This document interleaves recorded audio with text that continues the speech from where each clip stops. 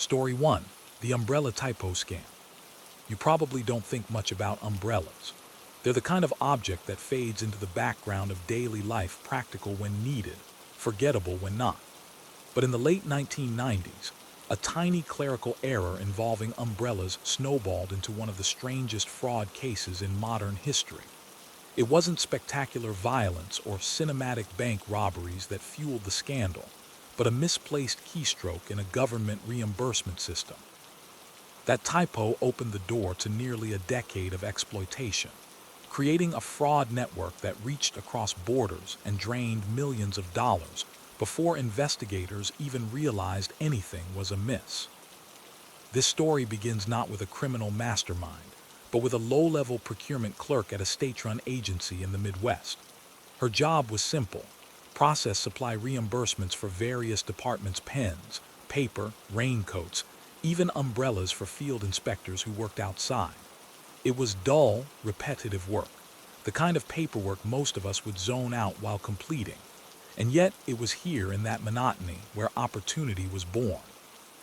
The typo that started it all. One afternoon, as the clerk was entering routine supply codes into the system, she typed UMB 88 instead of UMB 8. The system, old and poorly maintained, didn't flag the error. Instead, it created a new supply category that technically didn't exist. Under UMB 88, reimbursements could now be filed for specialized weather equipment.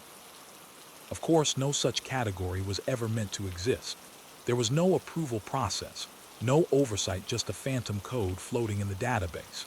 The mistake would have vanished into obscurity had it not been noticed by a man named Charles Chuck Heller, a contractor who supplied everyday goods to state offices. Heller, who had a reputation for hustling low-margin contracts, spotted the oddity while reviewing an invoice. Most people would have ignored it. Heller didn't. He realized that the system would approve UMB 88 without any verification, essentially rubber-stamping claims for items that were never purchased. He tested it with a small order, a dozen specialized umbrellas supposedly purchased for a field inspection team. The invoice went through. He was paid, no questions asked. That single approval planted the seed of a scheme that would spiral out of control. A fraudster's playground.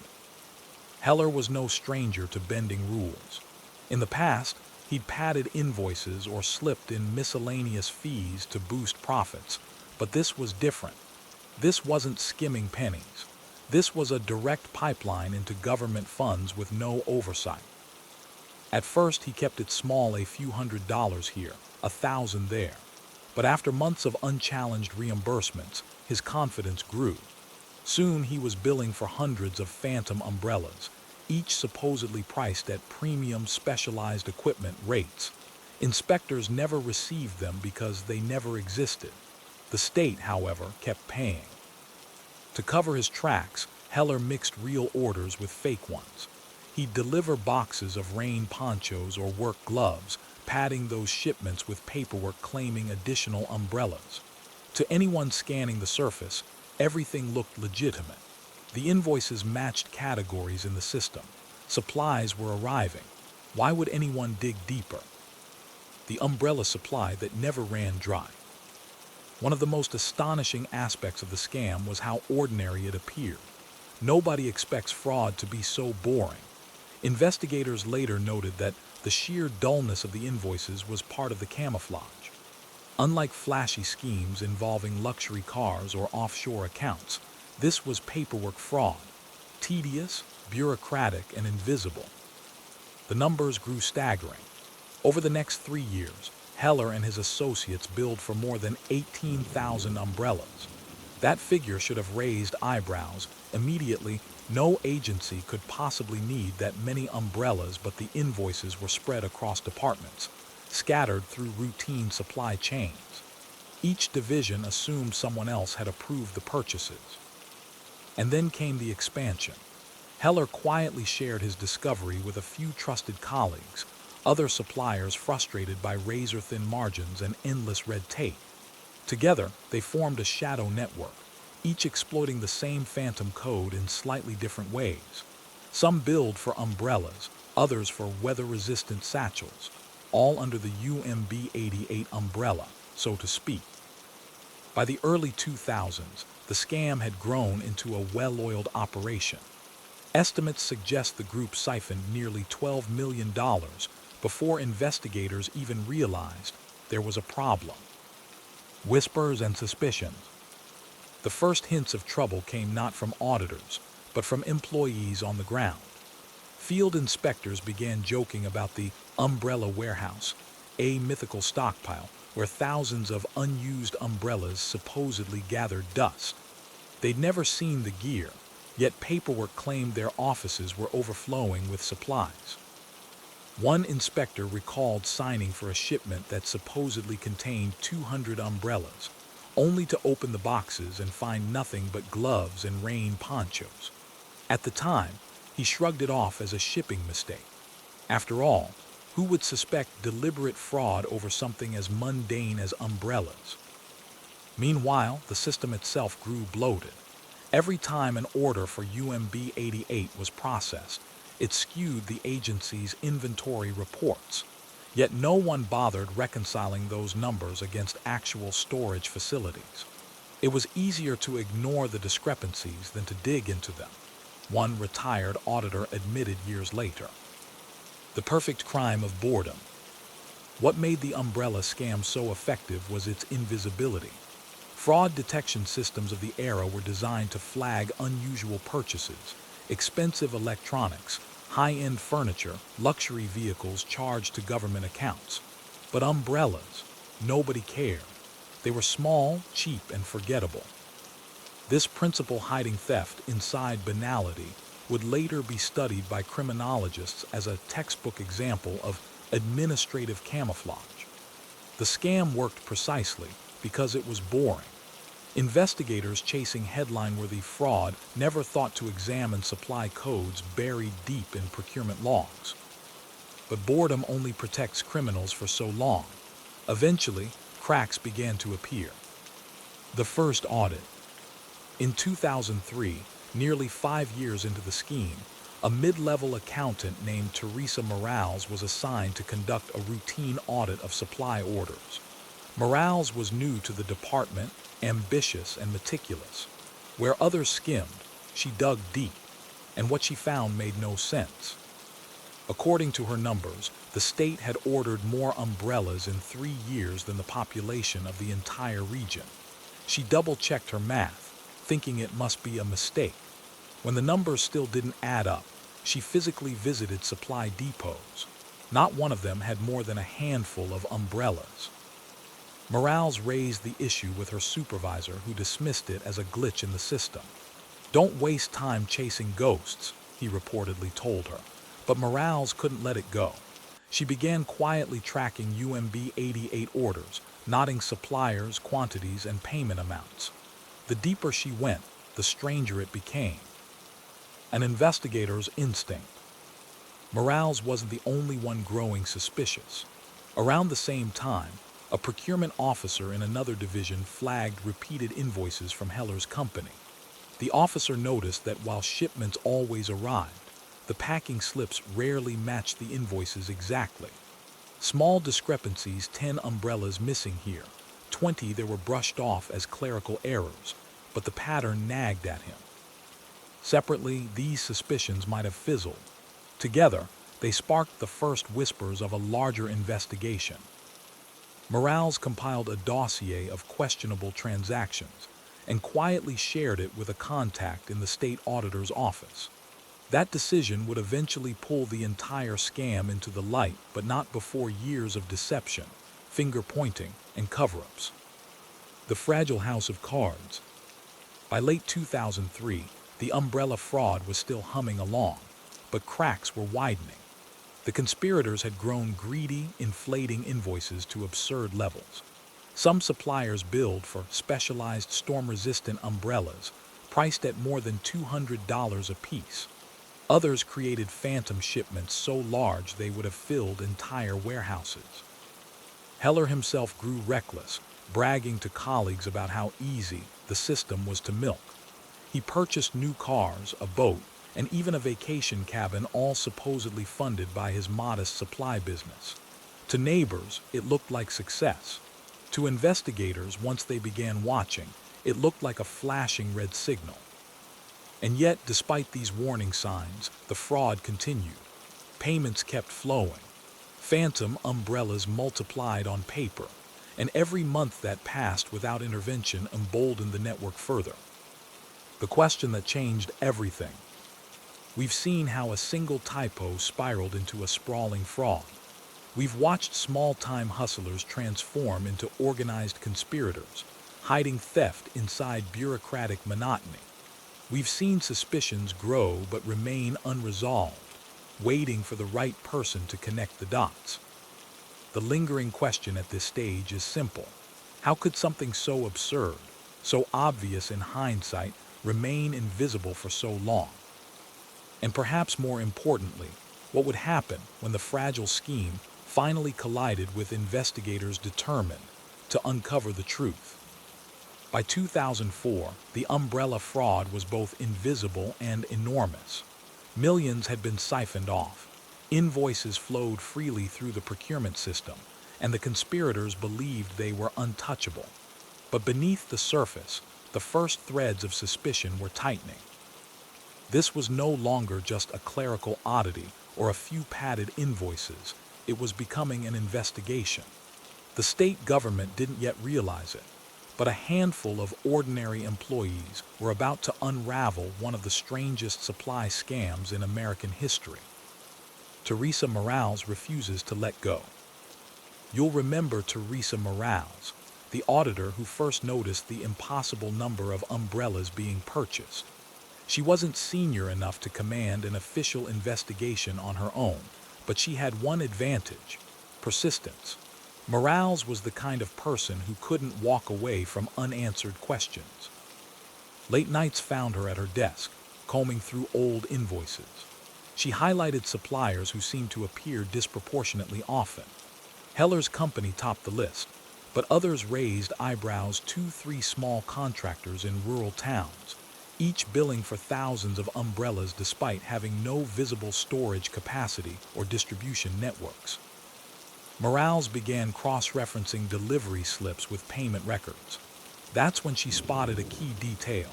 Many of the supposedly separate shipments carried identical tracking numbers. In other words, paperwork was being copied and repurposed across multiple invoices. It was the smoking gun she needed. But smoking guns are useless if no one wants to listen. Stonewalled by bureaucracy. When Morales presented her findings to her supervisor a second time, she was dismissed again. Supplies get mixed up all the time, he told her. The system isn't perfect, but that doesn't mean people are stealing umbrellas. It was an almost comic exchange, one person desperately trying to raise alarms about phantom umbrellas, another brushing it off as petty nonsense. The very absurdity of the crime made it hard to take seriously. Frustrated, Morales bypassed her immediate chain of command and reached out directly to the office of the state auditor.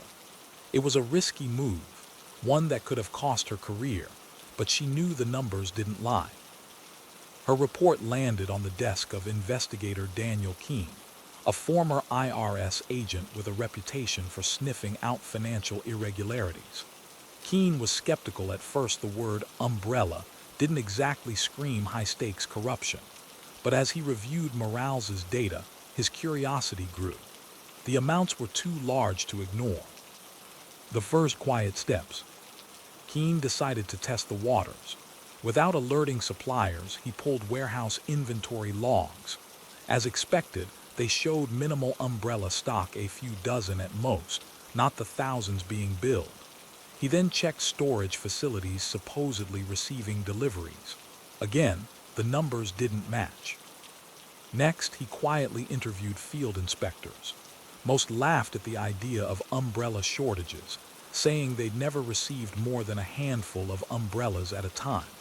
One joked, "If we had all the ones they say we do, we could cover half the city in a rainstorm." It was enough for Keene to recommend a preliminary inquiry. But before the investigation could gain traction, It collided with the most formidable obstacle in white-collar crime: politics. A scandal nobody wanted. Fraud investigations don't exist in a vacuum. Every state agency has reputations to protect, budgets to defend, and political appointments to worry about. Admitting millions had been lost to umbrella fraud was embarrassing in a way that went beyond money. It sounded absurd, almost comical, and the last thing administrators wanted was to become the butt of late-night television jokes. Several senior officials argued against pursuing the case aggressively. "We can quietly tighten procedures," one suggested. "No need for headlines." Others worried that exposing the fraud would jeopardize contracts with legitimate suppliers, causing delays in actual procurement. But Keene pushed back. "This isn't about umbrellas," he insisted in one meeting. "It's about theft, systematic theft. If they can do this with umbrellas, they can do it with anything." That argument struck a nerve. Reluctantly, the state authorized a deeper investigation. Following the money, Keene and Morales teamed up, working quietly but doggedly. They requested bank records for the key suppliers. That's when the picture sharpened. Heller's company, supposedly scraping by on slim margins, was suddenly flush with cash. His personal accounts showed luxury purchases: a new SUV, a boat, extravagant vacations. Two of the rural contractors showed similar anomalies. One had recently built a sprawling new house. Another had sent 2 children to expensive private schools despite reporting meager profits. The money trail pointed to fraud, but proving it required more than suspicion. They needed to show deliberate intent, that suppliers knowingly billed for items that never existed. The paper trail deepens. One of the conspirators made their job easier. In a sloppy attempt to create consistency across invoices, a supplier reused identical descriptions across dozens of orders. Every line item referenced the same batch of storm-tested, industrial-grade umbrellas, with the same unit price of $187.50. Keene noted that the price was suspiciously high. At retail, a rugged umbrella might cost $25. Where did the inflated figure come from? Morales dug into procurement guidelines and discovered that the category UMB 88 had no price cap because it was never a legitimate code. Suppliers could set any figure they wanted, and the system would approve it. The typo had created not only a phantom category, but also a loophole with no guardrails. Building a case. By mid-2004, Keene had gathered enough evidence to open a formal fraud case. Subpoenas were issued for supplier records, shipping receipts, and tax filings. The conspirators panicked. Some attempted to retroactively create paperwork, falsified delivery logs, backdated invoices, even staged photographs of warehouses stacked with umbrellas. But these efforts only deepened suspicions. The photographs, when examined closely, showed the same stacks of boxes duplicated across images, suggesting they'd been rearranged to create the illusion of variety. Heller, meanwhile, grew defensive. In an interview with investigators, he claimed, "We've delivered every umbrella we've ever billed for. If inspectors lost them or failed to distribute them, that's not on us." But when pressed for storage records or supplier contracts, he stumbled. His company had no documentation proving it had ever purchased umbrellas in the quantities billed. Cracks in the network. As pressure mounted, the network of conspirators began to fracture. One small-town supplier, terrified of prosecution, agreed to cooperate. He admitted that Heller had introduced him to the scheme, explaining how the phantom code worked and encouraging him to get his cut. In exchange for leniency, he provided copies of emails where Heller bragged about milking the umbrella cow. Those emails were devastating. They not only confirmed deliberate fraud, but also revealed the scale of the conspiracy. Heller had encouraged at least 6 other contractors to exploit UMB 88, essentially creating a ring of fraudsters united by one typo. The turning point. By 2005, Investigators had enough evidence to present their findings to prosecutors. But again, politics complicated matters. The case risked public embarrassment, and prosecutors worried that juries would find it laughable. $12 million in umbrella fraud sounded like a punchline, not a serious crime. Keene countered with a different framing. This isn't about umbrellas, it's about integrity.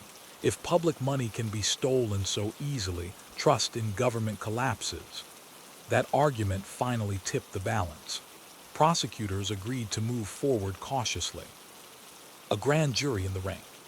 In early 2006, a grand jury was convened.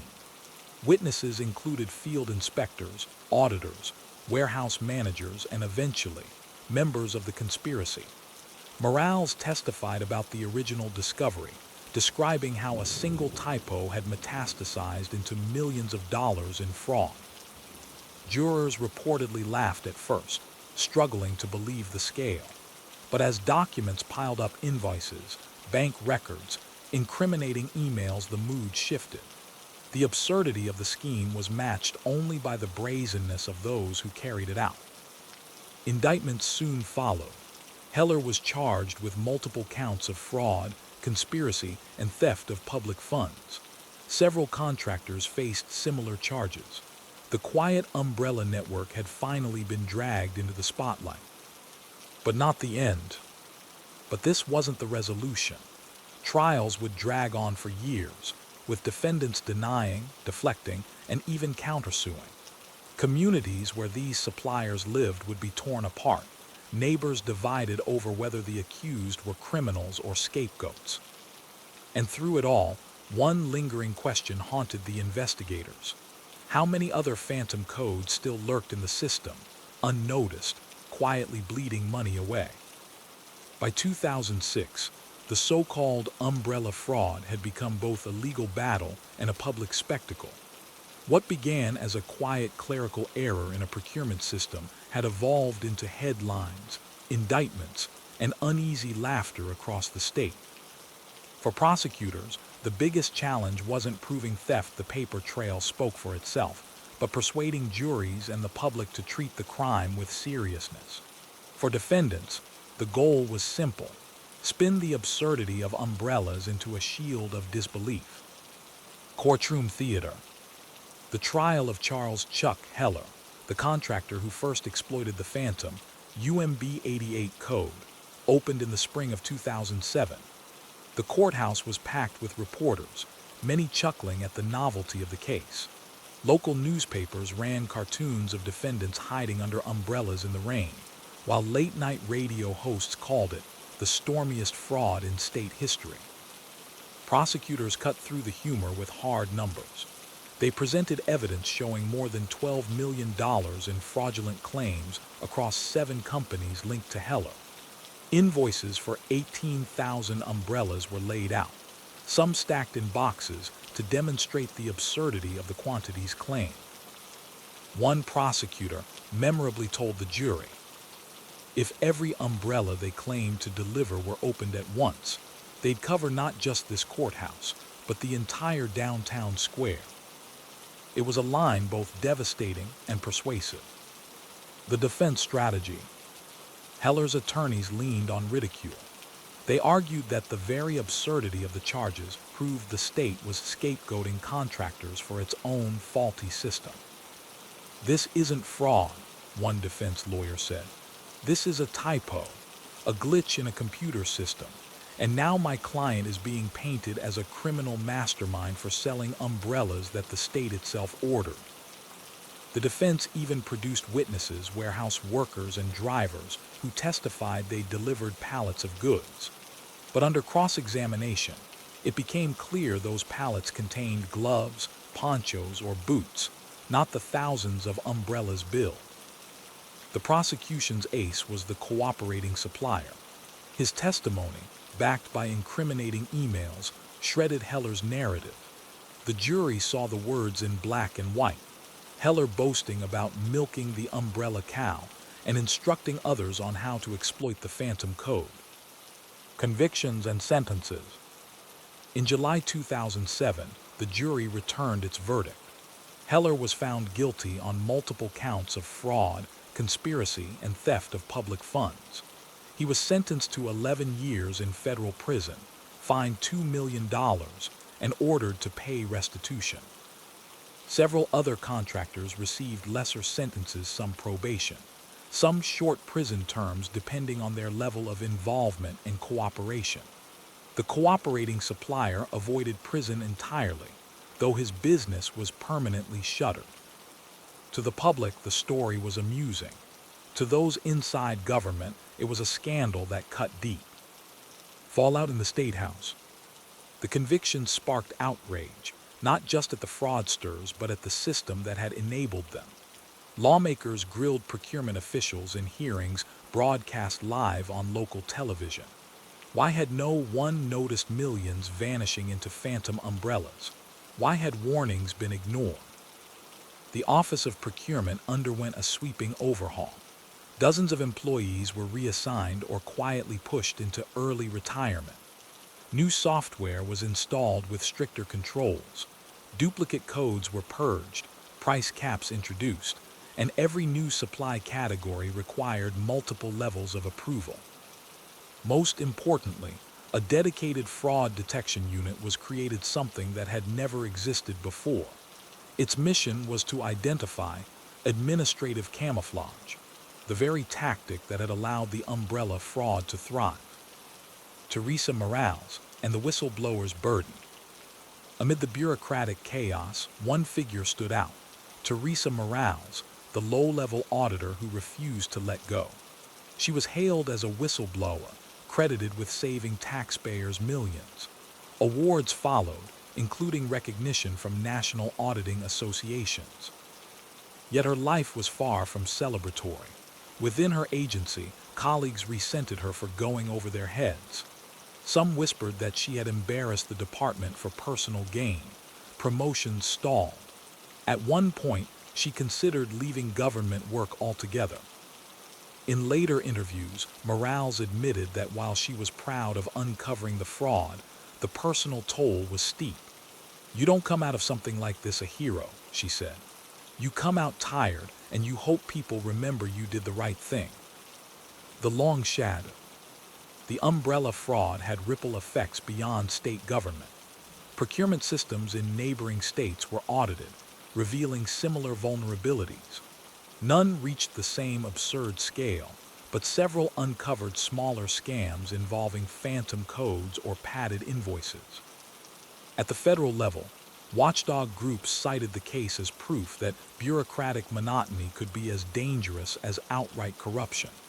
Congressional hearings briefly mentioned the umbrella case as an example of why oversight mattered.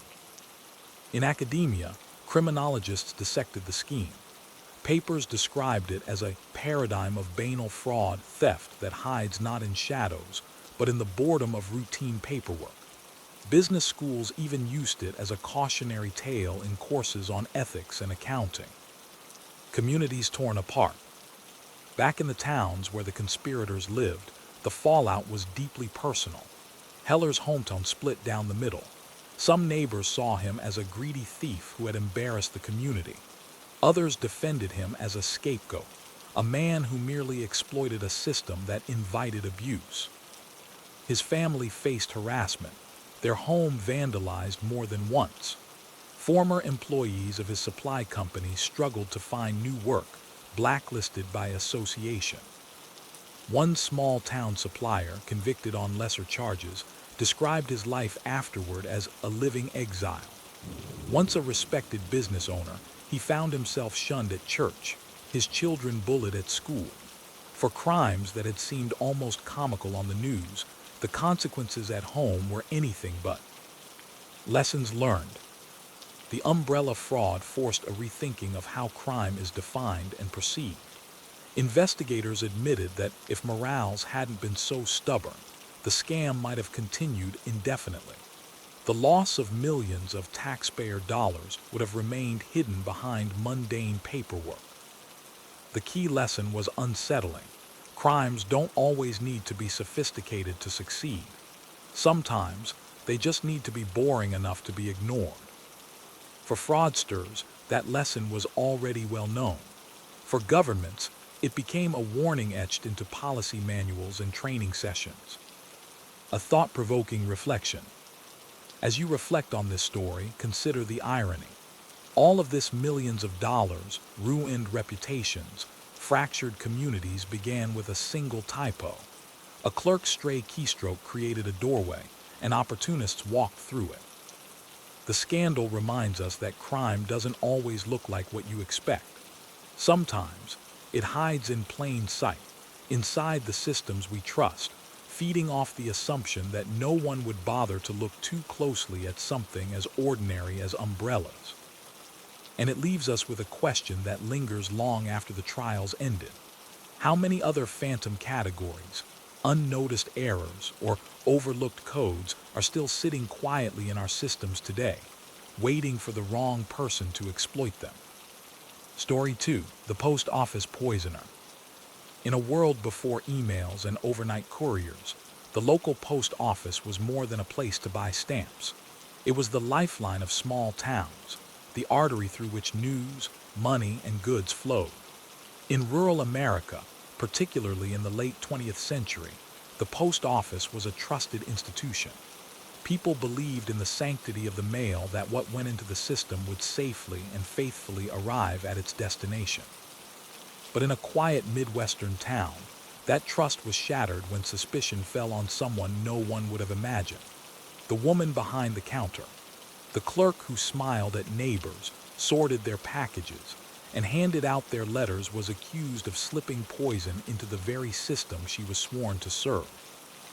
This is the story of the post office poisoner, a case that never reached the same national infamy as the anthrax mailings or the Unabomber, but left a deep scar on the community it touched. The setting, Maple Falls. Maple Falls was the kind of town where everyone knew everyone. With a population of just under 7,000, it boasted a single high school, a diner that doubled as a social hub, and a post office tucked on Main Street between the bank and the barber shop. For decades, the post office had been run by a rotating cast of clerks, most of whom were neighbors, friends, or even relatives of the customers they served. In 1987, a woman named Helen McCoy became one of those clerks. At first, she seemed perfect for the role, efficient, personable, and unshakably reliable. But beneath her calm smile, Helen harbored grievances. Her marriage was failing. She resented being passed over for a supervisory position, and she quietly nurtured a belief that she was underappreciated and overlooked in every sphere of her life. Those feelings festered, and as the years passed, Helen began to test boundaries, small at first, then far more dangerous. The first oddities. It began with lost packages. Customers complained that boxes they dropped off at Maple Falls never reached their destination. A grandmother mailing cookies to her grandchildren in Illinois. A farmer sending spare tractor parts to his brother 2 towns over. At first, these seemed like the everyday frustrations of postal service. But then came the illnesses. In 1991, a man in a neighboring town fell violently ill after opening a care package sent from Maple Falls. The contents, homemade jams and canned goods, were spoiled, though they had been carefully prepared. Weeks later, another family reported nausea after eating candy that had been mailed from the same post office. The incidents were never officially connected. Food spoils, after all. Sweets sometimes upset stomachs. Life went on. Helen's reputation. Helen McCoy was well liked in public, but coworkers quietly noticed her streak of control. She insisted on handling certain packages herself, brushing off others who offered to help. She had an odd habit of lingering over parcels wrapped in brown paper or sealed with extra tape. More than once, she was caught behind the counter with a small knife, opening a package to check the postage. But because she always resealed them neatly, no one thought to challenge her. She was, after all, Helen, the dependable clerk who'd been there for years. To customers, she was part of the furniture of Maple Falls life. Nobody questioned her. Nobody imagined she might be meddling with their mail. A package that changed everything. The turning point came in 1993 when a young woman named Cynthia Grant mailed a birthday gift to her sister in Kansas City. Inside was a simple package of chocolates and a scarf. Days later, her sister collapsed after tasting the candy. She survived, but tests revealed traces of arsenic in her system. Investigators traced the package back to Maple Falls. At first, suspicion fell on Cynthia herself, a family feud gone wrong perhaps. But when police questioned her, Cynthia broke down. "I love my sister," she insisted. "I would never hurt her. The candy was store-bought. I sealed the box myself." The box, however, showed signs of being opened and retaped. And the only place that could have happened between Maple Falls and Kansas City was the post office. The investigation begins. Postal inspectors were dispatched, federal agents who specialized in crimes involving the mail. They quietly observed the Maple Falls post office, noting routines and behaviors. Almost immediately, Helen stood out. She hovered near parcels, intercepted suspiciously often, and appeared defensive when asked routine questions. Investigators tested several outgoing packages. A few contained tampered items, food resealed in a way that seemed almost professional. One even tested positive for small amounts of poison. The conclusion was chilling. Someone in the post office was deliberately contaminating the mail. Why would she do it? Motive was harder to establish. Helen didn't target specific people. The victims appeared random, chosen simply because their packages contained food or drink. Psychologists later speculated that Helen's behavior fit a pattern of power-driven sabotage crimes committed not for profit, but for a sense of control. By tampering with the mail, Helen turned herself into an unseen hand in the lives of others. She decided who suffered, who was inconvenienced, who went on with life none the wiser. To some, it was a twisted way of lashing out against the world she believed ignored her. Community fear. When news of the investigation leaked, Maple Falls erupted in fear. People stopped mailing homemade goods. Parents warned children not to eat anything that came in the mail. The once trusted post office became a place of suspicion. Customers watched Helen closely, whispering behind her back, even as she smiled and weighed their letters. Neighbors who had once chatted with her at the diner now crossed the street to avoid her. But without hard evidence, she remained in her job, still handling packages, still smiling behind the counter. The tipping point. In 1994, a package bound for Omaha was intercepted after postal inspectors noticed irregular seals. Inside were cookies laced with lethal amounts of rat poison. The discovery provided the hard evidence investigators needed. Helen was arrested quietly, without drama. To the shock of Maple Falls, she confessed almost immediately, not because of guilt, but because, as she told agents, "I wanted someone to notice. No one ever notices me." The cliffhanger. Helen's arrest and confession. But the story was far from over. A confession is one thing. Conviction is another. And in a case this unusual, prosecutors would face a tangle of challenges, proving intent, linking Helen to specific packages, and convincing jurors that the friendly local clerk was capable of such acts. The unresolved question now is, would justice truly be served? Or would Maple Falls forever live in the shadow of unanswered doubts about its post office clerk? By the time Helen McCoy was arrested in 1994, Maple Falls was already living in a state of collective unease. To the outside world, she was just a postal clerk, a small cog in a federal system. But to the residents of the town, she was the familiar face behind the counter, the woman who smiled as she handed them their mail. Her arrest shattered the ordinary. Suddenly, every letter, every package that had passed through Maple Falls became suspect. People began to wonder, had I ever received something she touched? Had she ever tampered with my mail? And beyond the questions of what she had done was the deeper puzzle. Why? The interrogation. Helen's confession at the time of her arrest was straightforward but unsettling. She admitted to opening packages, resealing them, and in some cases tampering with their contents. But when pressed on why, her answers shifted. Sometimes she claimed it was boredom, the monotony of endless days behind a counter, sorting the same envelopes, weighing the same parcels. Other times she hinted at resentment. Everyone thinks I'm just the woman who sells stamps, she told agents. They don't see me. Maybe this way they would. Psychologists later suggested Helen displayed traits of what's known as factitious disorder, imposed on others a compulsion to create harm or crises in order to insert oneself into the drama of response. But Helen didn't seek attention after her tampering. She didn't write notes or tip off investigators.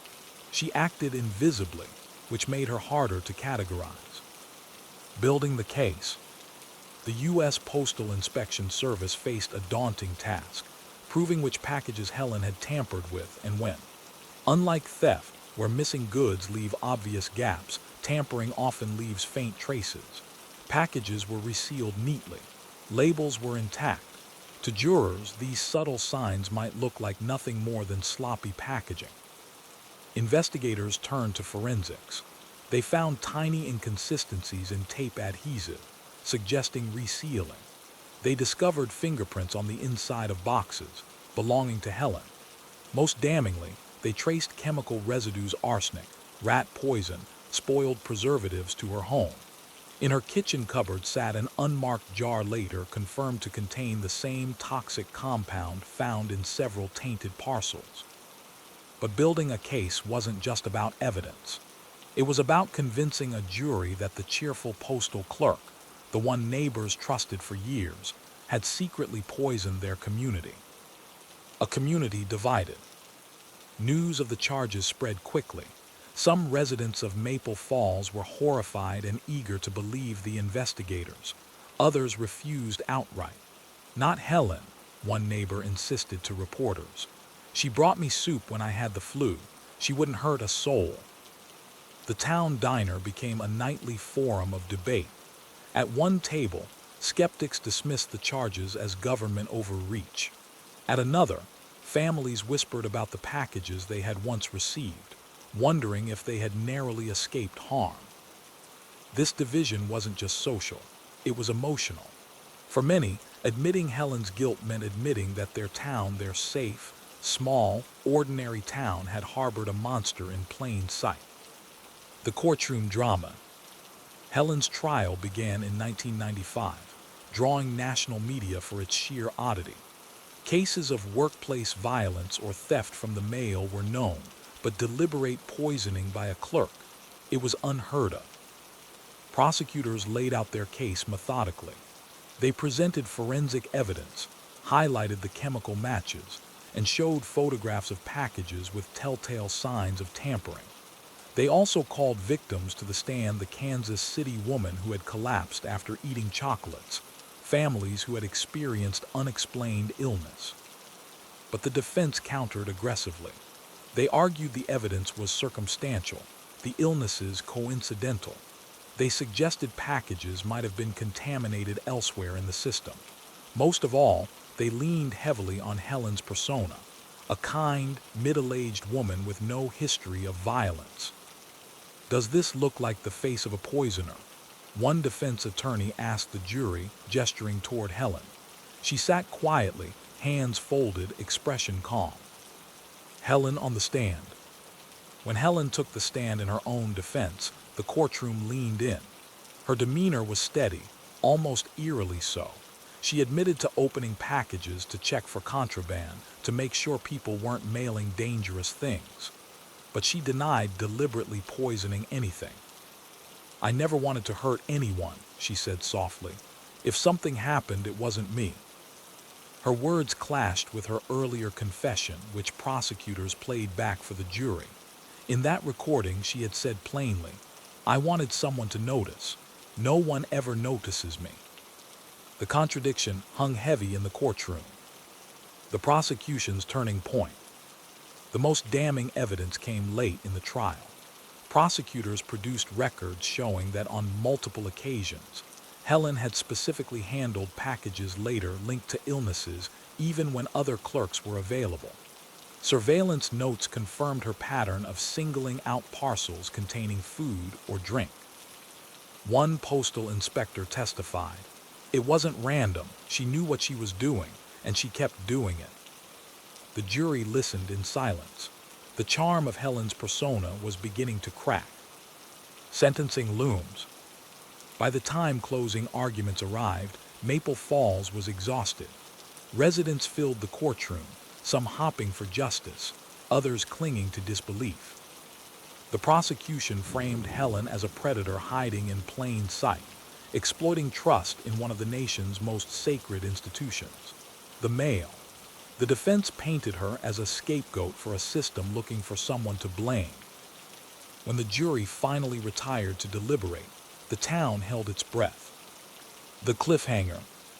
At the very brink of judgment, would the jury side with the prosecution's methodical evidence or the defense's portrait of a misunderstood clerk? Would Maple Falls finally see closure, or would Helen walk free, leaving doubts to linger in every package delivered thereafter? The unresolved question now is, what verdict would the jury deliver, and how would its consequences reshape trust in both Helen and the post office itself? The courtroom in Maple Falls was hushed as the jury returned from deliberations. For nearly a month, the trial of Helen McCoy had consumed the town, transforming the small post office clerk into either a figure of pity or a symbol of betrayal.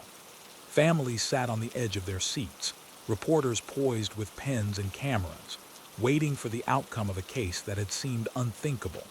A postal clerk accused of poisoning the very packages she was trusted to deliver. The verdict. After 2 days of deliberation, the jury filed back into the courtroom. Faces were grave. The foreman stood, hands trembling slightly, and announced the decision: guilty on multiple counts of tampering with the mail, product adulteration, and attempted murder. The room gasped. A few of Helen's relatives wept quietly. Across the aisle, victims of the tainted packages held hands, tears of relief streaming down their faces. Helen herself showed little reaction. She sat still, her face composed, eyes fixed on the floor.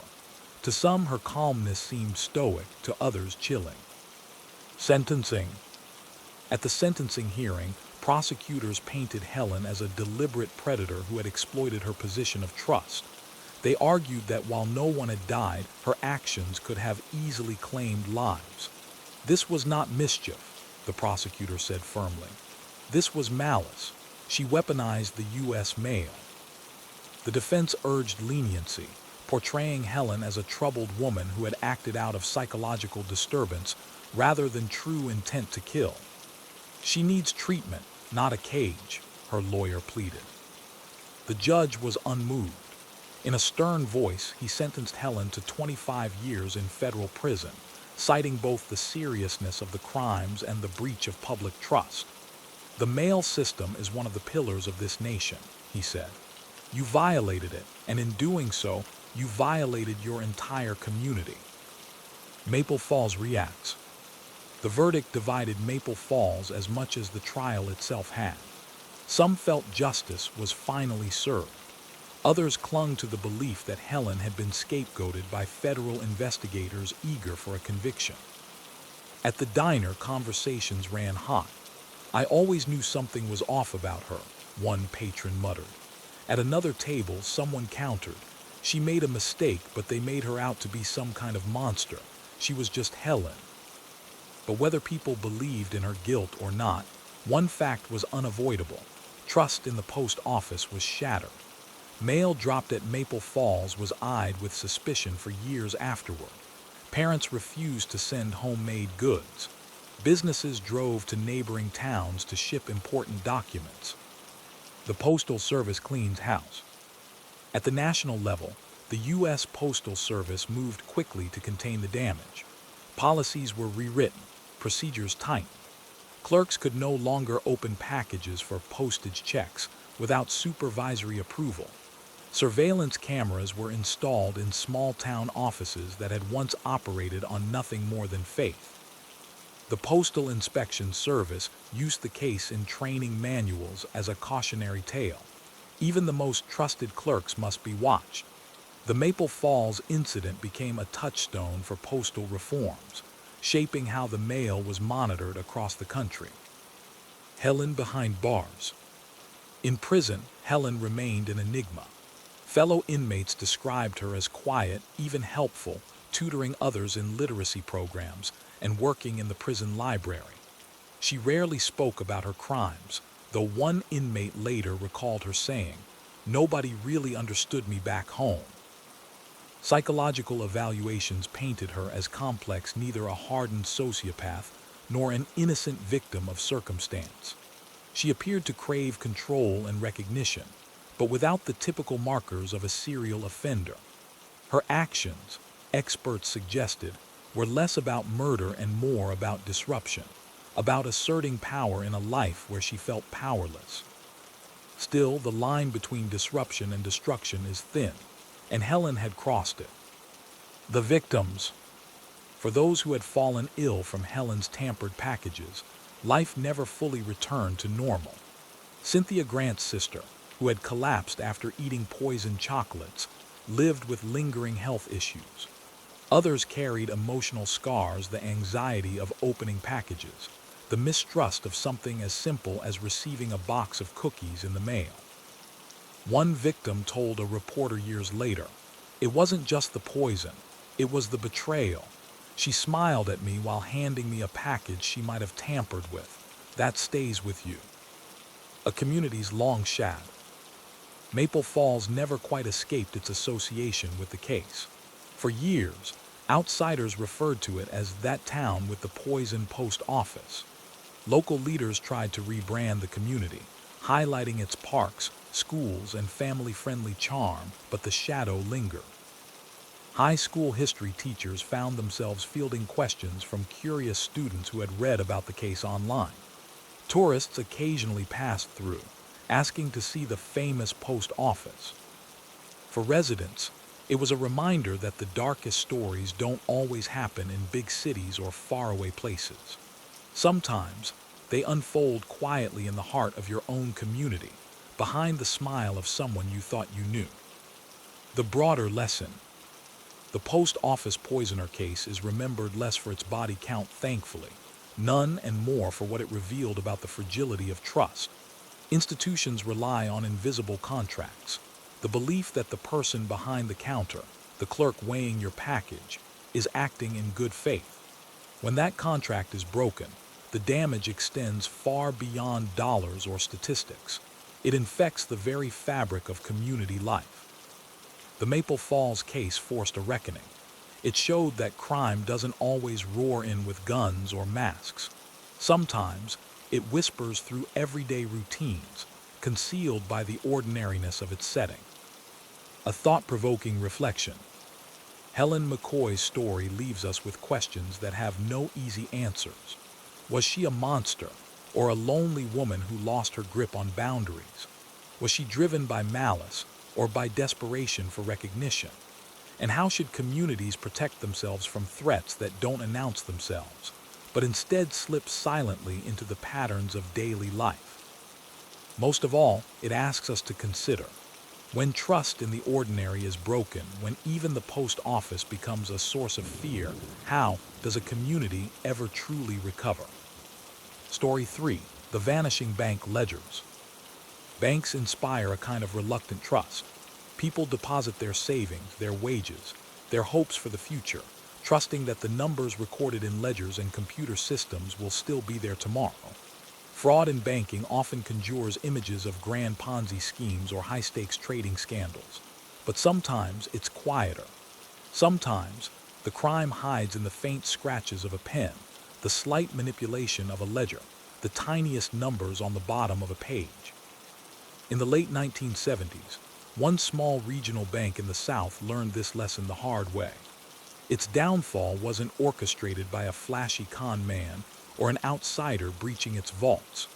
It was caused by someone inside a quiet accountant whose weapon wasn't dynamite or a pistol, but meticulous, deliberate adjustments to balance sheets. The bank, Franklin Community Trust. Franklin Community Trust wasn't a powerhouse institution. It was the kind of bank that existed to serve farmers, small business owners, and families in its county.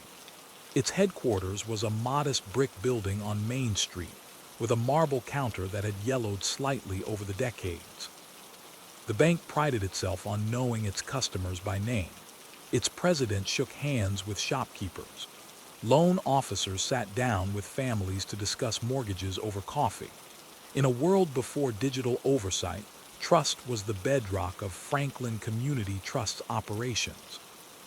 And into this environment stepped David Carlisle, an accountant whose quiet diligence would become both the bank's greatest asset and, ultimately, its undoing.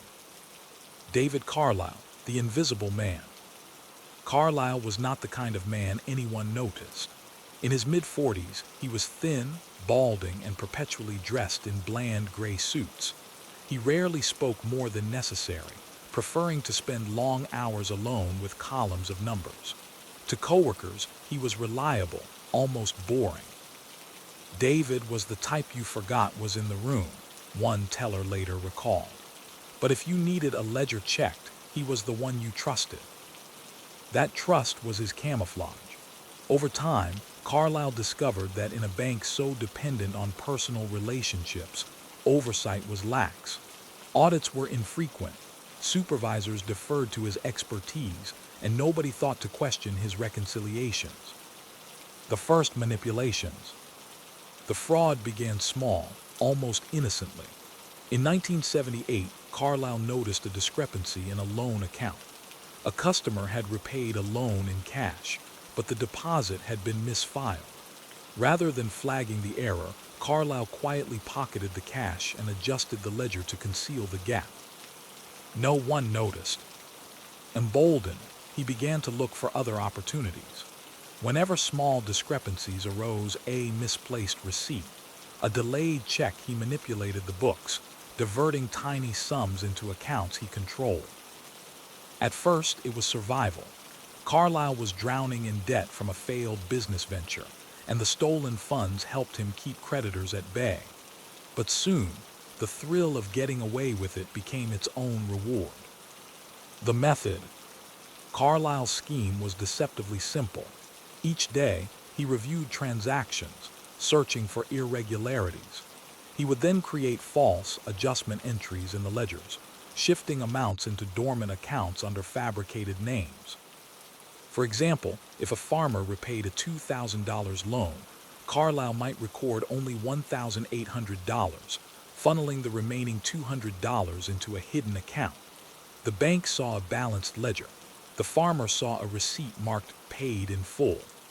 The missing money disappeared into Carlisle's web of adjustments. The brilliance of the method was its banality.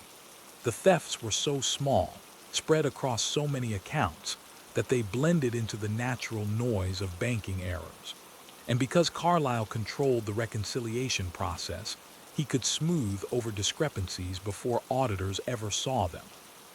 Years of silence. For nearly a decade, Carlisle siphoned money undetected.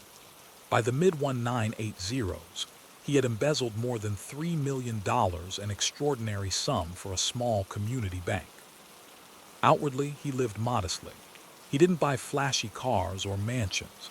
Instead, he quietly purchased rental properties in nearby towns, using them as both investments and a way to launder his stolen funds. His greatest luxury was time long weekends away under the guise of family visits, when in reality he was tending to his off-the-books real estate empire. The bank, meanwhile, remained blissfully unaware. Quarterly reports showed steady, if unspectacular, growth. Customers continued to shake hands with tellers and deposit their paychecks, never suspecting their money was vanishing through the accountant's pen. The first suspicion. The first crack in Carlisle's facade came not from the bank itself. but from an external auditor assigned during a routine review in 1986. The auditor noticed inconsistencies in dormant accounts, small balances that seemed to fluctuate without clear explanation. When questioned, Carlyle produced neat, typed summaries explaining the anomalies.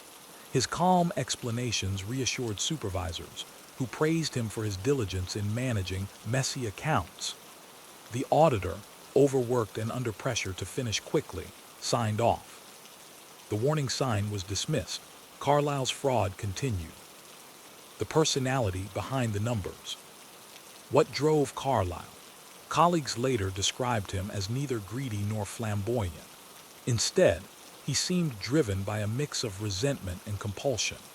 He believed the bank had underpaid him for years, that his quiet labor had gone unnoticed while others climbed the ranks. Stealing became, in his mind, a form of compensation, a private balancing of the scales. Each dollar skimmed was an acknowledgement of the value he believed the bank denied him. Psychologists who later studied the case pointed to traits of narcissistic entitlement blended with obsessive-compulsive tendencies. Carlyle didn't steal wildly. He stole carefully, methodically, as though each adjustment was an act of order in a chaotic world. The disappearing ledgers. By the late 1980s, Carlyle grew bolder. He began altering not only daily transactions, but also the master ledgers used for long-term reporting. In some cases, he physically removed pages, replacing them with forged copies he typed himself late at night. This practice became so common among staff that the phrase, vanishing ledgers, entered office lore, though no one realized the darker truth behind it. They joked about Carlyle's obsession with neat books, never suspecting he was scrubbing away millions. One teller later said, "We thought he was just meticulous. Turns out he was rewriting history." The human cost. While Carlyle quietly enriched himself, the bank began to feel subtle strain. Loan officers noticed budgets tightening inexplicably. Farmers seeking small lines of credit were denied. Maintenance on the building was delayed. Staff raises frozen. Nobody connected these issues to fraud. They blamed the economy or shifting interest rates. But the truth was that Carlyle's theft had hollowed out the bank's reserves, leaving it struggling to meet obligations. Customers felt it too. Families found loan approvals harder to secure. Local businesses turned to larger banks in neighboring cities. Franklin Community Trust, once the heartbeat of the county, was slowly bleeding out, all while the man responsible sat quietly in his office, balancing ledgers with a thin smile. The turning point. In 1988, a new bank president, Margaret Hughes, was appointed. Unlike her predecessors, she had a background in corporate banking, where scrutiny and compliance were stricter. Hughes was detail-oriented, relentless, and determined to modernize Franklin Community Trust. One of her first acts was to order a comprehensive audit, not just of current books, but of records going back 10 years. She brought in external auditors from a large accounting firm, insisting on transparency. Carlyle was polite but visibly tense. For the first time, his control over the numbers was slipping. The auditors weren't satisfied with his typed summaries. They demanded original documentation, cross-referenced with customer receipts and loan agreements. It was the beginning of the end. The unresolved question. We've traced Carlyle's rise from unnoticed accountant to the quiet thief who hollowed out a bank through nothing more than ledger entries. We've seen how trust in numbers allowed him to operate for years, siphoning millions while the institution around him withered. But now, with new leadership demanding accountability and outside eyes finally combing through the records, Carlyle's carefully constructed world was beginning to collapse. The lingering question is, how would investigators untangle years of deliberate manipulation? And would the community ever recover from discovering that the quiet man in the gray suit had betrayed them all? The arrival of Margaret Hughes as president of Franklin Community Trust in 1988 marked the beginning of the end for David Carlisle's long-running embezzlement. Where his predecessors had seen routine and reliability in the quiet accountant, Hughes saw something different, a system that looked too tidy, too unquestioned, and too dependent on one man's word. Margaret Hughes, the relentless reformer. Hughes wasn't from Franklin County. She had spent years in corporate banking in Atlanta, where compliance was strict and audits were non-negotiable. Stepping into a small-town bank felt like stepping into another era.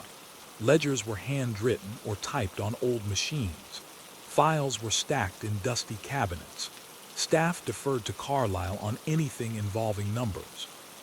To Hughes, it was a red flag. No system should rely on a single person's memory or methods, she later told investigators. That's not efficiency, that's vulnerability. Within her first 6 months, she ordered a full-scale external audit, covering not only recent records but a 10-year span. Her staff grumbled about the intrusion. Carlisle, for the first time in a decade, felt his grip loosening. Carlisle under pressure. For years, Carlisle had lived in quiet control. He alone smoothed discrepancies, adjusted figures, and ensured no auditor dug too deep. Now, with outsiders demanding documentation, he felt cornered. At first, he tried charm unusual for him.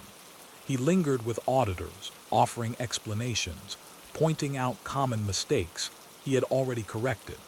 He presented his signature-typed summaries, crisp and neatly formatted, to explain away anomalies. But the auditors weren't satisfied. They wanted original receipts, signed deposit slips, and handwritten ledgers. Carlisle began sweating through his gray suits. One auditor later recalled, he was polite, but his eyes darted constantly. It felt like talking to someone who was running calculations in his head even as we spoke. The first cracks. The external auditors quickly noticed something odd. Dormant accounts that showed sporadic activity. Some contained only a few $100s, yet the balances fluctuated monthly, as though money was moving in and out. When auditors compared those accounts to customer records, they found no corresponding individuals. Names were fabricated: J. Thompson, L. Harper, generic enough to avoid suspicion but non-existent in the bank's client files. Carlisle explained them as legacy accounts created years earlier, with paperwork that had likely been lost. But when auditors pressed for Social Security numbers or loan agreements, he had none to provide. The disappearing ledgers. The deeper auditors dug, the stranger things became. Certain pages of the master ledgers were missing. Others appeared replaced, the typeface slightly different from older entries. In some cases, handwriting samples didn't match the tellers who had supposedly made the entries. Carlisle claimed these were simple replacements for damaged pages, a common practice in banking, he insisted. But Hughes, who had never seen such a thing in corporate banking, grew suspicious.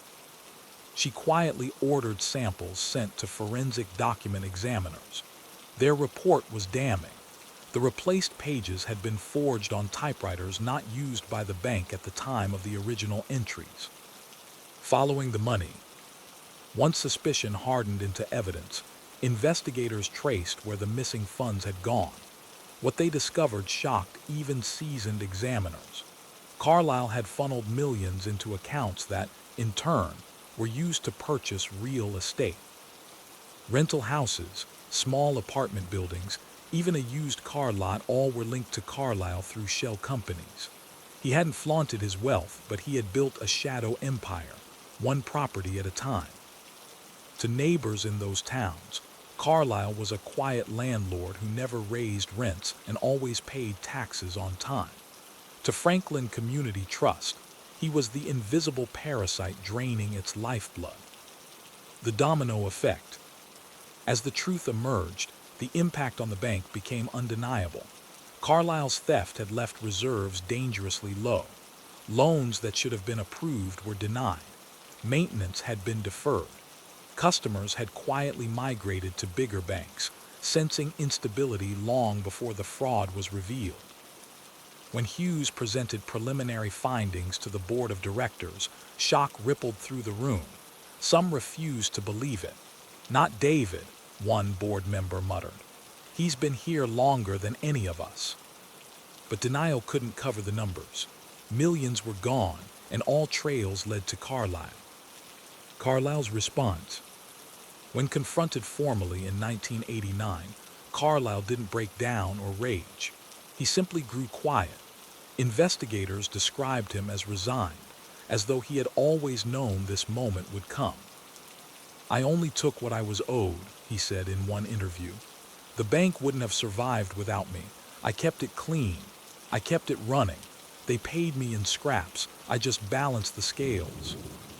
It was a chilling justification, not an apology, but a defense rooted in entitlement. The arrest.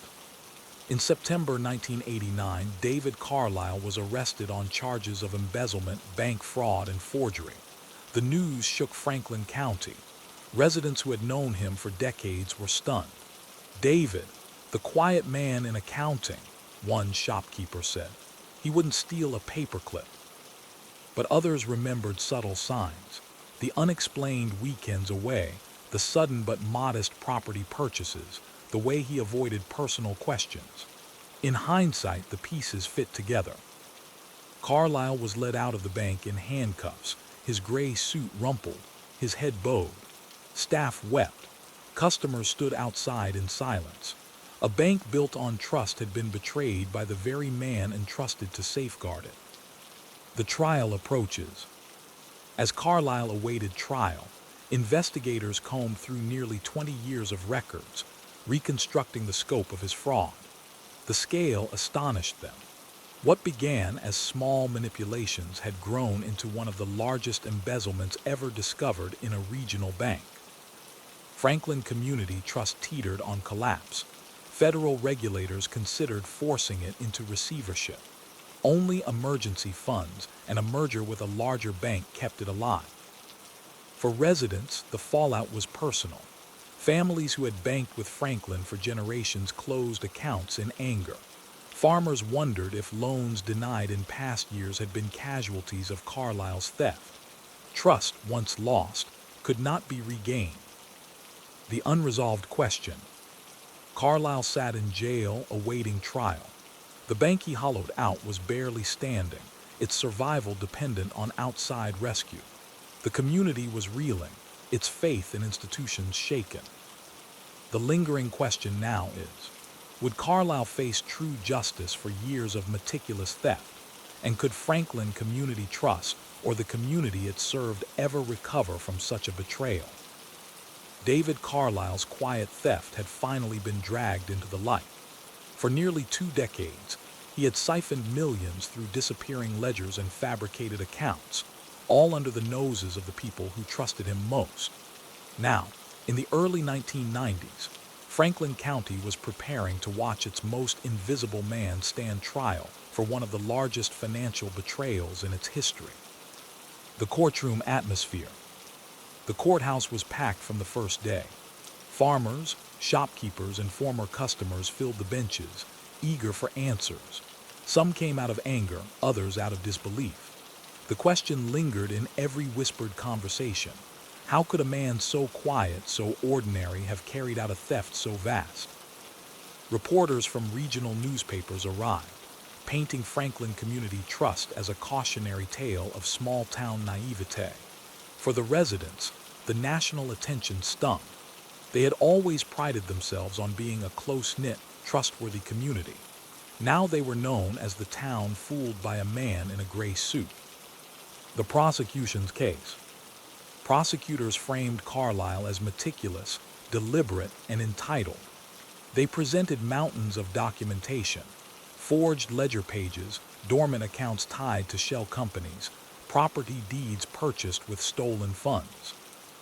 One witness, a forensic accountant, explained how Carlyle's fraud worked in language the jury could grasp. He didn't take it in bags of cash. He took it in drips, 100 here, 200 there. Over time, those drips became rivers, and while the community struggled, he quietly built an empire. Jurors leaned forward, many taking notes. The banality of the crime, so different from cinematic heists, made it both harder to imagine and more shocking once laid bare. The defense strategy. Carlyle's attorneys tried a different angle. They portrayed him as underpaid and overworked, a man who had propped up the bank while executives ignored its problems. Their argument was less about denying the theft and more about reframing it as misguided compensation. One lawyer even asked the jury, is it theft, or is it simply a man taking what he was long denied? But prosecutors countered with hard evidence of Carlyle's property empire and his deliberate cover-ups. Entitlement might explain motive, they argued, but it didn't excuse years of deception. Carlyle on the stand. When Carlyle testified, his demeanor was eerily calm. He admitted to manipulating ledgers but downplayed the scale. I kept the bank afloat, he insisted. If I hadn't balanced the books, we'd have collapsed years earlier. He portrayed himself almost as a caretaker, someone who had stolen, yes, but in his mind, to preserve stability. It was a narrative some jurors struggled with. After all, hadn't Franklin Community Trust continued to operate, however shakily, under his watch? But then came cross-examination.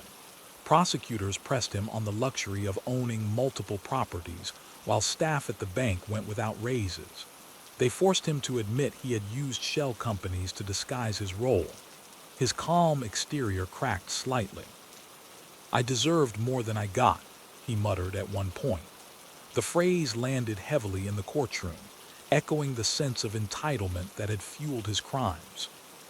The verdict. After weeks of testimony, the jury deliberated for 3 days. On the fourth morning, they returned.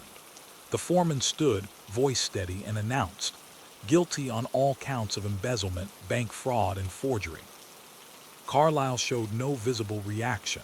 He remained seated, hands folded, staring straight ahead.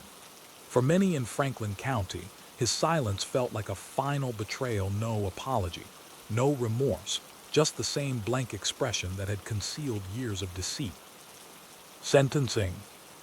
The judge delivered a harsh sentence, 20 years in federal prison and restitution of $3.2 million. While Carlyle had some assets in property, the restitution was largely symbolic. The bank and its customers would never see most of the money again. In sentencing, the judge said, "You didn't steal with a gun. You didn't steal with force. You stole with a pen. And in some ways, that makes it worse because you exploited trust. You hollowed out a community's faith in its own institutions." Carlyle was led away in shackles. Some in the courtroom wept. Others simply shook their heads, still struggling to reconcile the quiet accountant with the scale of his betrayal. The collapse of Franklin Community Trust. Despite emergency measures, Franklin Community Trust never fully recovered. Within 2 years of Carlyle's conviction, it was absorbed into a larger regional bank. The old brick building on Main Street was sold, later converted into offices for a local insurance company. For older residents, the disappearance of their community bank felt like a funeral. Generations had deposited savings there, secured mortgages there, watched their children open first accounts there. Now, all of that was gone, buried under the weight of Carlyle's theft. Community fallout. The social scars ran deep. Former employees who had worked alongside Carlyle carried shame, wondering how they had missed the signs. Customers who had lost opportunities due to denied loans harbored quiet resentment. One farmer put it bluntly to a reporter, "I don't just blame him, I blame all of us for trusting too much."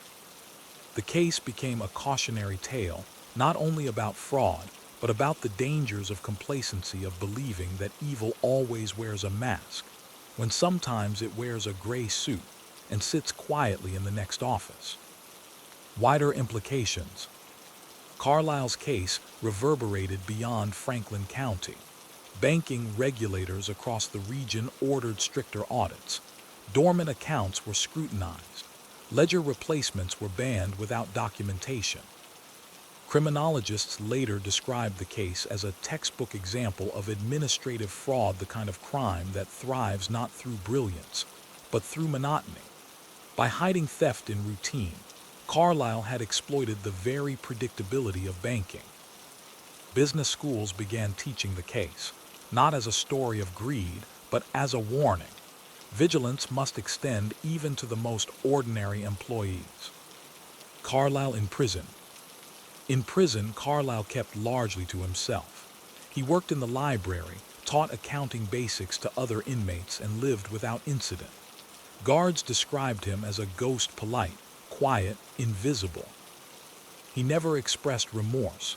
To the end, he insisted his thefts were a correction, not a crime.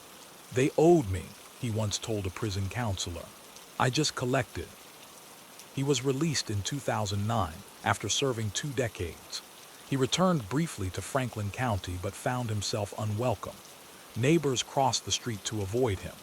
Former colleagues refused contact. Eventually, he moved to another state, disappearing into obscurity, a fitting end for the man who had always lived unseen. A thought-provoking reflection. The Vanishing Bank Ledger's case is a reminder that crime doesn't always roar with drama. Sometimes, it creeps quietly through routine, unnoticed until the damage is irreversible. Carlyle's theft wasn't about extravagance. It was about resentment, entitlement, and the belief that small acts, repeated often enough, could remain invisible forever. He was wrong, but by the time he was caught, the harm was done. And it leaves us with a troubling question. If trust in numbers, in ledgers, in institutions themselves can be so easily betrayed by one quiet man, how secure are the systems we depend on today? Story 4. The long con of the umbrella repairman. When we think of scams, we imagine Ponzi schemes, forged checks, or counterfeit goods. But in the 1950s and 1960s, one man managed to build an empire of fraud out of something as mundane as umbrella repairs. His story is almost unbelievable. For years, he claimed to run a thriving business fixing umbrellas for companies and government offices. In reality, his entire business model rested on fake receipts, invoices for repairs that never happened, for umbrellas that often never existed. It was a con so ordinary, so boring, that it worked. For nearly 2 decades, the umbrella repairman siphoned money from clients who never once thought to question whether their umbrellas had actually been fixed. The setting, post-war bureaucracy. The story begins in post-war Britain, though similar schemes were later uncovered in the United States. After the Second World War, governments expanded bureaucracies to manage everything from housing to public works. Offices were overflowing with paperwork, supply requests, and maintenance contracts. In this environment, petty fraud thrived. Departments signed off on small expenses without scrutiny. No one cared about the cost of replacing paper clips or repairing office umbrellas. Compared to the grand challenges of Reconstruction, these details seemed trivial. That triviality is what made the con possible. Enter the repairman. The central figure was Alfred "Alfie" Denton, a wiry man in his 40s with thinning hair and an unassuming demeanor. Denton had worked odd jobs for years: messenger, janitor, handyman, before hitting on the idea of umbrella repairs. Umbrellas in post-war Britain were everywhere. They were essential for government inspectors, office clerks walking to train stations, even factory workers on rainy days. And because they were so common, the notion that they might break and need fixing seemed perfectly reasonable. Denton began by offering genuine repair services. He stitched fabric, replaced handles, tightened frames. But he soon realized that the idea of repairs was far more profitable than the repairs themselves. The first fake receipt. It started with a single invoice. Denton submitted a bill to a local housing office for repairing 12 umbrellas. In reality, he had repaired only 2. The clerk approved it without question. From there, he scaled up. He created a small stack of pre-printed receipts, each carefully dated and itemized. He billed for dozens of umbrellas at a time, charging pennies per repair. The amounts were small enough to escape scrutiny, but large enough to add up. His clients, overworked bureaucrats drowning in paperwork, simply signed off. Who would waste time double-checking whether a handful of umbrellas had really been mended? Scaling the con. By the late 1950s, Denton's umbrella repair business had contracts with multiple government offices and private companies. He rarely saw actual umbrellas anymore. Instead, he produced a steady flow of invoices for phantom repairs. To maintain credibility, he occasionally delivered boxes of umbrellas he had purchased cheaply at flea markets, claiming they had been repaired. The props reinforced the illusion. Over time, he expanded into neighboring towns, using aliases and hiring friends to pose as assistants. Some were in on the scam. Others believed they were helping a busy repairman manage paperwork. The banality of trust. What made the scheme work was its sheer banality. Umbrellas were so ordinary, so forgettable, that no one thought to question the invoices. Unlike expensive equipment or major contracts, umbrella repairs didn't trigger audits. One official later admitted, "We worried about fraud in building projects, in procurement of vehicles, in big contracts. But umbrellas, they were the last thing on anyone's mind." And that was Denton's genius. He didn't target greed or ambition. He targeted boredom, the blind spot of bureaucracy. Living off receipts. Denton lived modestly, which kept suspicion at bay. He rented a small house, drove an aging car, and dressed plainly. His greatest extravagance was travel, occasional trips to seaside towns, where he paid in cash and told locals he was in the repair business. Behind the scenes, however, he was siphoning steady sums. Over 2 decades, investigators later estimated he pocketed the equivalent of several £1 million in today's money, all from repairs that never happened. Whispers of doubt. The first murmurs of suspicion didn't come from auditors or supervisors, but from office workers themselves. Clerks noticed that invoices arrived like clockwork, always for dozens of umbrellas, even though few staff members actually owned one. In one office, a secretary joked, "According to these bills, we must have more umbrellas than employees." The remark was brushed off as humor, but it reflected a growing unease. Still, no one acted. The sums were too small to matter, the paperwork too boring to pursue. Denton's confidence. By the early 1960s, Denton had grown confident. He expanded his scam beyond umbrellas to include miscellaneous repairs, coat racks, typewriter covers, office chairs. But umbrellas remained his bread and butter. He even bragged quietly to friends in pubs, though few believed him. "I've built a business out of thin air," he once boasted. "They pay me for nothing, and they thank me for it." The arrogance would eventually contribute to his downfall. But for now, it kept him going, year after year, a phantom repairman sustained by phantom receipts. The cliffhanger. Alfie Denton has transformed from an ordinary handyman into a long-con fraudster who exploited bureaucracy's blind spots. For nearly 2 decades, he thrived not through brilliance, but through banality, fake receipts for invisible repairs. The lingering question is, how long could such a petty yet sprawling scam continue before someone, somewhere, finally decided to ask where all those umbrellas had really gone? For nearly 2 decades, Alfie Denton lived off a mountain of phantom receipts.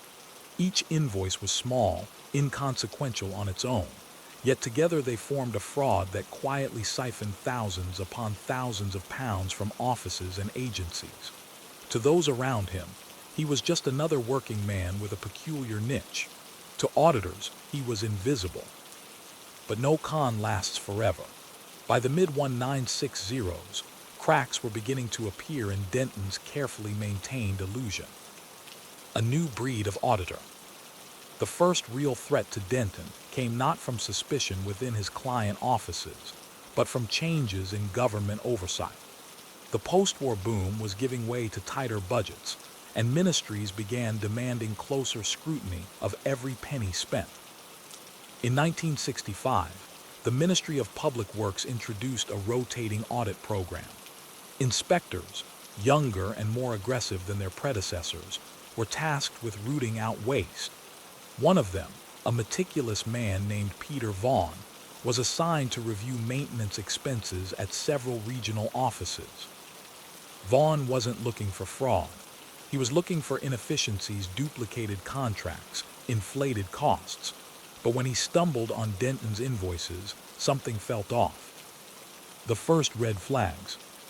The invoices were too regular. Month after month, they billed for dozens of umbrellas, regardless of the season. Summer, winter, drought, rain, the numbers never changed. Even stranger, the receipts were handwritten, but always in the same tidy script. Vaughn, accustomed to seeing a jumble of styles from small contractors, found the uniformity suspicious. He asked one office manager how many umbrellas the staff actually used. The man laughed. Umbrellas? Hardly any. People bring their own from home. Vaughn pressed further. Had anyone ever seen Denton repairing umbrellas? The manager shrugged. He drops off bills, sometimes a box or two, that's about it. The pieces didn't add up. Denton's quick thinking. Word of Vaughn's questions reached Denton within weeks. Ever cautious, he scrambled to protect his scheme.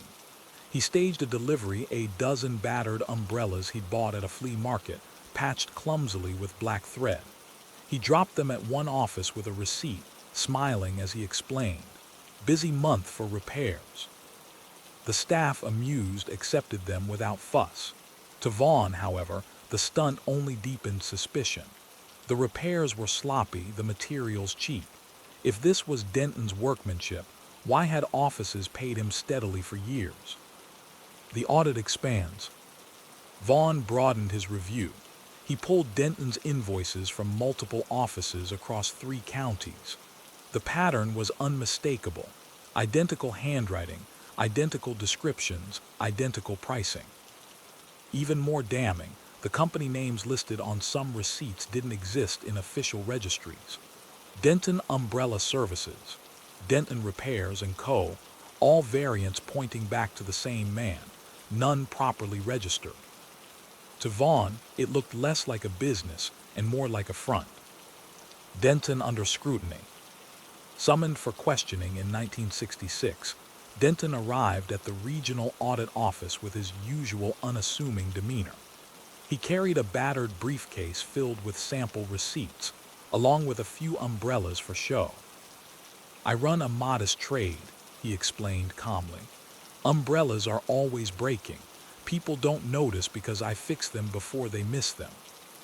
When pressed for records of actual repairs, receipts from suppliers, lists of materials, Denton stalled. "Most of it's cash," he claimed. "I keep things simple." The auditors weren't convinced, but Denton's modest sums made it hard to justify a full fraud case. For now, Vaughn filed a report recommending further review. Community perception. Back in his neighborhood, Denton remained well liked. He paid rent on time, tipped generously at the pub, and lent small amounts of money to neighbors in need. When whispers of the audit reached town, many scoffed. "Alfie, he barely scrapes by. What could they possibly think he's stealing?" The banality of his con once again protected him. To most, the idea of someone running a massive fraud out of umbrella repairs was absurd. Denton's growing arrogance. Though rattled, Denton didn't scale back. If anything, he grew bolder. He began submitting larger invoices, billing for hundreds of umbrellas at a time. He diversified into waterproofing services and handle replacements, padding his claims with vague descriptions. He also expanded geographically, filing receipts in offices farther afield, where staff didn't recognize his face. By spreading his fraud, he reduced the risk of concentrated suspicion. But the expansion also created more paperwork, more patterns, and more chances for auditors to connect the dots. Vaughn persists. Most auditors would have let the matter drop. The sums were minor compared to larger cases of procurement fraud, but Vaughn couldn't shake the feeling that Denton's scheme was bigger than it looked. He quietly began tracing Denton's personal finances. What he found raised eyebrows. Despite appearing modest, Denton had purchased 2 small properties in nearby towns, both paid in cash. He also maintained multiple bank accounts under different names. It wasn't conclusive proof of fraud, but it was enough to keep Vaughn digging. The near exposure. In 1967, a particularly bold invoice nearly brought Denton down. He billed one office for repairing 480 umbrellas in a single quarter, more umbrellas than the office had employees. The manager, puzzled, called Vaughn directly. "If Alfie's fixing this many umbrellas, where are they? My staff barely touch them." Vaughn seized the moment, pushing for a formal investigation. But once again, Denton slipped away. He produced a crate of umbrellas purchased secondhand, presenting them as evidence of completed work. Officials, reluctant to waste time on such a petty matter, accepted his explanation. Denton's con survived another year. The cliffhanger. Alfie Denton's world is beginning to wobble. Auditors are circling, patterns are emerging, and his arrogance is driving him to take bigger risks. Yet he remains free, still pocketing money from receipts that never matched reality. The unresolved question is, would the persistence of one auditor finally collapse the canopy of lies? Or would Denton continue to hide behind the banality of umbrellas a little longer? For almost 20 years, Alfie Denton managed to thrive in the cracks of bureaucracy, his fake receipts slipping past overworked clerks and indifferent supervisors. But by the late 1960s, the winds had shifted. Budgets were tighter, oversight sharper, and the patience of auditors like Peter Vaughn was wearing thin. The umbrella repairman's long con was about to unravel. Vaughn's breakthrough. Vaughn's persistence paid off in 1968. While reviewing maintenance expenses for a regional transport office, he noticed yet another set of Denton's invoices, this time billed under the name Denton Waterproofing and Repairs. The handwriting was identical to earlier receipts, the amounts nearly the same, and the frequency just as regular. But what caught his eye was a clerical error. Denton had accidentally dated one invoice for the same day as another office across town. According to the paperwork, he had repaired umbrellas in 2 different locations simultaneously. It was a small mistake, but enough to open a formal fraud inquiry. Gathering the evidence. With authorization secured, Vaughn and a team of investigators began tracing Denton's entire paper trail. They collected receipts from more than a dozen government offices and private firms. Patterns emerged. Identical handwriting across hundreds of invoices. Generic descriptions: 12 umbrellas repaired, 15 handles replaced, repeated word for word. Dates that overlapped impossibly. Company names that were never officially registered. The sheer scale stunned investigators. What they had assumed might be a petty scam involving a few pounds was, in fact, a 2-decade-long siphoning of public money, amounting to hundreds of thousands of pounds, millions in today's value. Denton's arrest. In early 1969, investigators confronted Denton at his modest home. Neighbors watched in disbelief as the unassuming repairman was led away in handcuffs. "Alfie, arrested for umbrellas," one woman exclaimed. Inside his home, investigators found boxes of blank receipts, carbon paper, and old typewriters. They also discovered property deeds and bank account records pointing to significant hidden wealth. Denton reportedly muttered only one phrase during the search: "They finally noticed." The trial. Denton's trial drew wide attention, not because of violence or scandal, but because of the sheer absurdity of the crime. Newspapers dubbed him the Umbrella King and the Phantom Repairman. Cartoons mocked bureaucrats who had approved his invoices without question. Prosecutors presented mountains of evidence, forged receipts, duplicate invoices, and testimony from clerks who admitted they had never once seen Denton repair an umbrella. Denton's defense tried to minimize the charges. They argued the amounts were petty, that his services had been informal, that perhaps some repairs had been overlooked. But the scale of the fraud, nearly 20 years of false billing, was impossible to dismiss. At one point, a prosecutor asked bluntly, "Mr. Denton, how many umbrellas did you personally repair?" Denton paused, smiled faintly, and replied, "Fewer than they paid me for." The courtroom erupted in laughter, but the answer sealed his fate. The verdict. After a short deliberation, the jury found Denton guilty of fraud, forgery, and theft from public funds. The judge, weary of the ridicule the case had brought to government oversight, delivered a stern sentence: 10 years in prison. "You may think your crime trivial," the judge said, "but its effect is not. You undermined trust in public administration, siphoned funds meant for the people, and laughed while doing so. This was not petty fraud. This was systematic deception." Community reaction. In his neighborhood, reactions were mixed. Some felt betrayed, embarrassed that they had trusted him. Others found the crime almost comical, the idea that umbrellas, of all things, could bankroll a con. But for those in the offices he defrauded, the mood was darker. Clerks felt humiliated for having approved his invoices. Managers were reprimanded. Entire departments faced ridicule in the press. For years afterward, the phrase, "check the umbrellas," became shorthand in British offices for auditing small, overlooked expenses. Denton in prison. Behind bars, Denton remained unrepentant. He reportedly told fellow inmates, "I didn't steal from people, I stole from paper." To him, the fraud was victimless, a game of wits against bureaucracy. He served 7 years before being released in the mid-1970s. Upon release, he lived quietly, supported by rental income from properties purchased during his scam. He never attempted another con, though locals occasionally spotted him walking with a battered umbrella, as though keeping up the joke. The legacy of the umbrella scam. Though Denton's fraud involved no violence and modest sums compared to major scandals, its impact was lasting.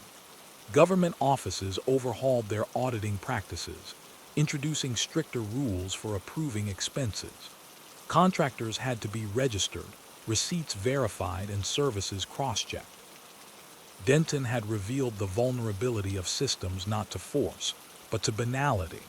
He proved that if something seems too boring to check, it might be the perfect place for fraud to hide. A thought-provoking reflection. The umbrella repairman story raises uncomfortable questions. How many frauds thrive, not because they are brilliant, but because they are boring? How many systems fail, not under attack from masterminds, but under the weight of their own indifference? Denton's con worked for 20 years because nobody cared enough to ask simple questions. How many umbrellas do we really have? Who is actually repairing them? And so, perhaps the greater lesson is this: it is not only the spectacular crimes that corrode trust. Sometimes, it is the small, invisible ones, the kind that hide under umbrellas, that do the most lasting damage. Story 5. The Librarian's Ledger. Libraries are temples of trust. People wander their aisles freely, handling treasures of history, culture, and imagination, trusting that the books they return will remain safe for the next reader. Unlike banks or post offices, libraries do not guard money or valuables in the traditional sense. They guard knowledge. And yet, as one small-town community discovered, knowledge can be stolen just as easily as cash, sometimes more easily. This is the story of a theft not measured in banknotes but in manuscripts, first editions, and centuries-old bindings. For years, A trusted librarian siphoned rare volumes from the shelves, quietly feeding the black market in antiquarian books. By the time the crime was discovered, irreplaceable works of history had vanished and the damage was permanent. The setting, Westbridge Public Library. Westbridge was a sleepy New England town with a deep sense of history. Its public library, founded in the late 1800s, was a stately building of red brick and carved stone, its entrance flanked by stone lions. Inside, rows of oak shelves held not only everyday novels, but also a special collection of rare books donated over the decades by local families, universities, and collectors. The special collection was Westbridge's pride. Early editions of Dickens, a 16th century Bible, colonial-era diaries. They were not locked behind glass, as they would be in a major university library. Instead, they sat in a quiet reading room, accessible by request, their presence a point of civic pride. And the man charged with protecting them was head librarian Robert Ellison. Robert Ellison, the gentleman librarian. Ellison was, by all appearances, the perfect librarian. Tall, bespectacled, always in a neatly pressed suit, he carried himself with quiet authority. He spoke gently, remembered patrons' names, and could recommend the perfect book for any mood. He had worked at the library for nearly 25 years. To generations of Westbridge residents, he was the very image of knowledge and respectability. Children grew up seeing him as a fixture of their town, a man who seemed more at home among books than people. But behind the gentlemanly exterior, Ellison carried a growing resentment. His salary barely covered his modest lifestyle. His work, though beloved, felt underappreciated. And in the rare book room, he saw what he believed was his escape. Volumes worth thousands, sitting unguarded, barely touched by anyone. The first disappearances. The thefts began quietly in the early 1980s. Ellison removed a duplicate volume, a second copy of a 19th century travelogue, and sold it through a discreet dealer in Boston. The transaction was simple, anonymous, and shockingly lucrative. When no one noticed, he grew bolder. He began taking single books home at night, slipping them into his briefcase. Each was carefully chosen, obscure enough that its absence would not be immediately obvious, but valuable enough to fetch a high price. He justified it to himself as pruning. Better in the hands of someone who appreciates it, he told himself, than gathering dust on a shelf. Feeding the market. The antiquarian book market was booming. Collectors across the country were eager for first editions, rare bindings, and unique manuscripts. Dealers rarely asked too many questions. As long as a book appeared authentic, its provenance was often taken at face value. Ellison became adept at supplying this demand. He forged simple invoices, claiming the books had come from estate sales or private collections. He cultivated relationships with middlemen who asked no questions as long as the goods were steady. Over the next decade, hundreds of books trickled out of Westbridge Library, each one vanishing quietly through the back door. Signs of trouble. By the early 1990s, a few careful patrons began noticing gaps. A graduate student researching colonial diaries found one missing. A local historian noted that an early atlas he had used years earlier was no longer available. Staff explained the books were likely misplaced or temporarily loaned. Ellison was always there with a calm answer, a gentle reassurance. "These things happen in old libraries," he would say, smiling. Few doubted him. But the pattern grew. By 1994, more than 50 volumes from the special collection were unaccounted for. The inventory audit.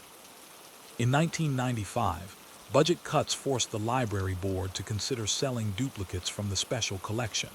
To prepare, they ordered a full inventory, the first in decades. Staff worked for weeks cataloging every book, checking them against old ledgers. The results were devastating. Over 300 volumes were missing. Some had vanished decades earlier, perhaps lost to misfiling. but many had been recorded as present as recently as the 1980s books that had simply disappeared. The board was stunned. How could so many treasures vanish under the nose of their trusted librarian? Suspicion falls. Though Ellison's reputation was impeccable, suspicion inevitably turned toward him. He alone had consistent access to the special collection. He alone had the authority to approve removals, and he alone had been there long enough to cover years of theft. Still, the idea of accusing him seemed unthinkable. To the board, he was the guardian of their library. To the town, he was a symbol of education. Yet the missing books spoke louder than his reputation. The board quietly contacted federal investigators specializing in cultural property crimes. An inquiry began. The cliffhanger. Robert Ellison is still the dignified head librarian in the eyes of his community. But behind the facade, hundreds of rare books have already vanished into the black market. The library is just beginning to reckon with its losses, and suspicion is creeping closer to the man who seemed least likely of all to betray them.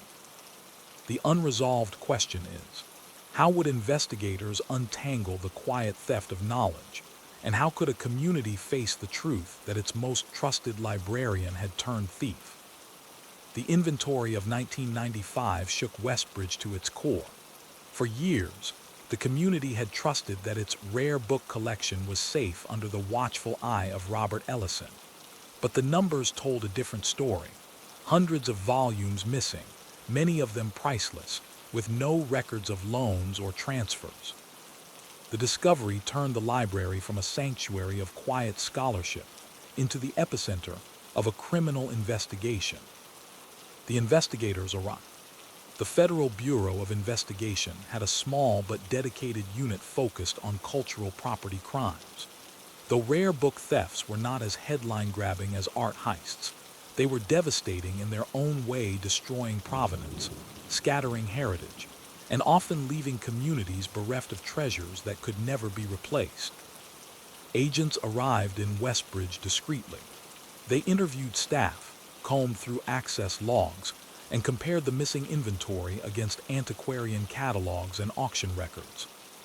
Almost immediately, their attention gravitated toward Ellison. He alone had the keys to the rare book room. He alone handled requests for access, and he alone had the authority to move items without secondary approval. Ellison's calm. When questioned, Ellison remained the picture of composure. He expressed shock at the missing volumes, lamented the loss of irreplaceable cultural treasures, and suggested the books had been misplaced over decades. Libraries are living organisms, he told one investigator. Books are borrowed, misfiled, sometimes even stolen by careless patrons. These things happen.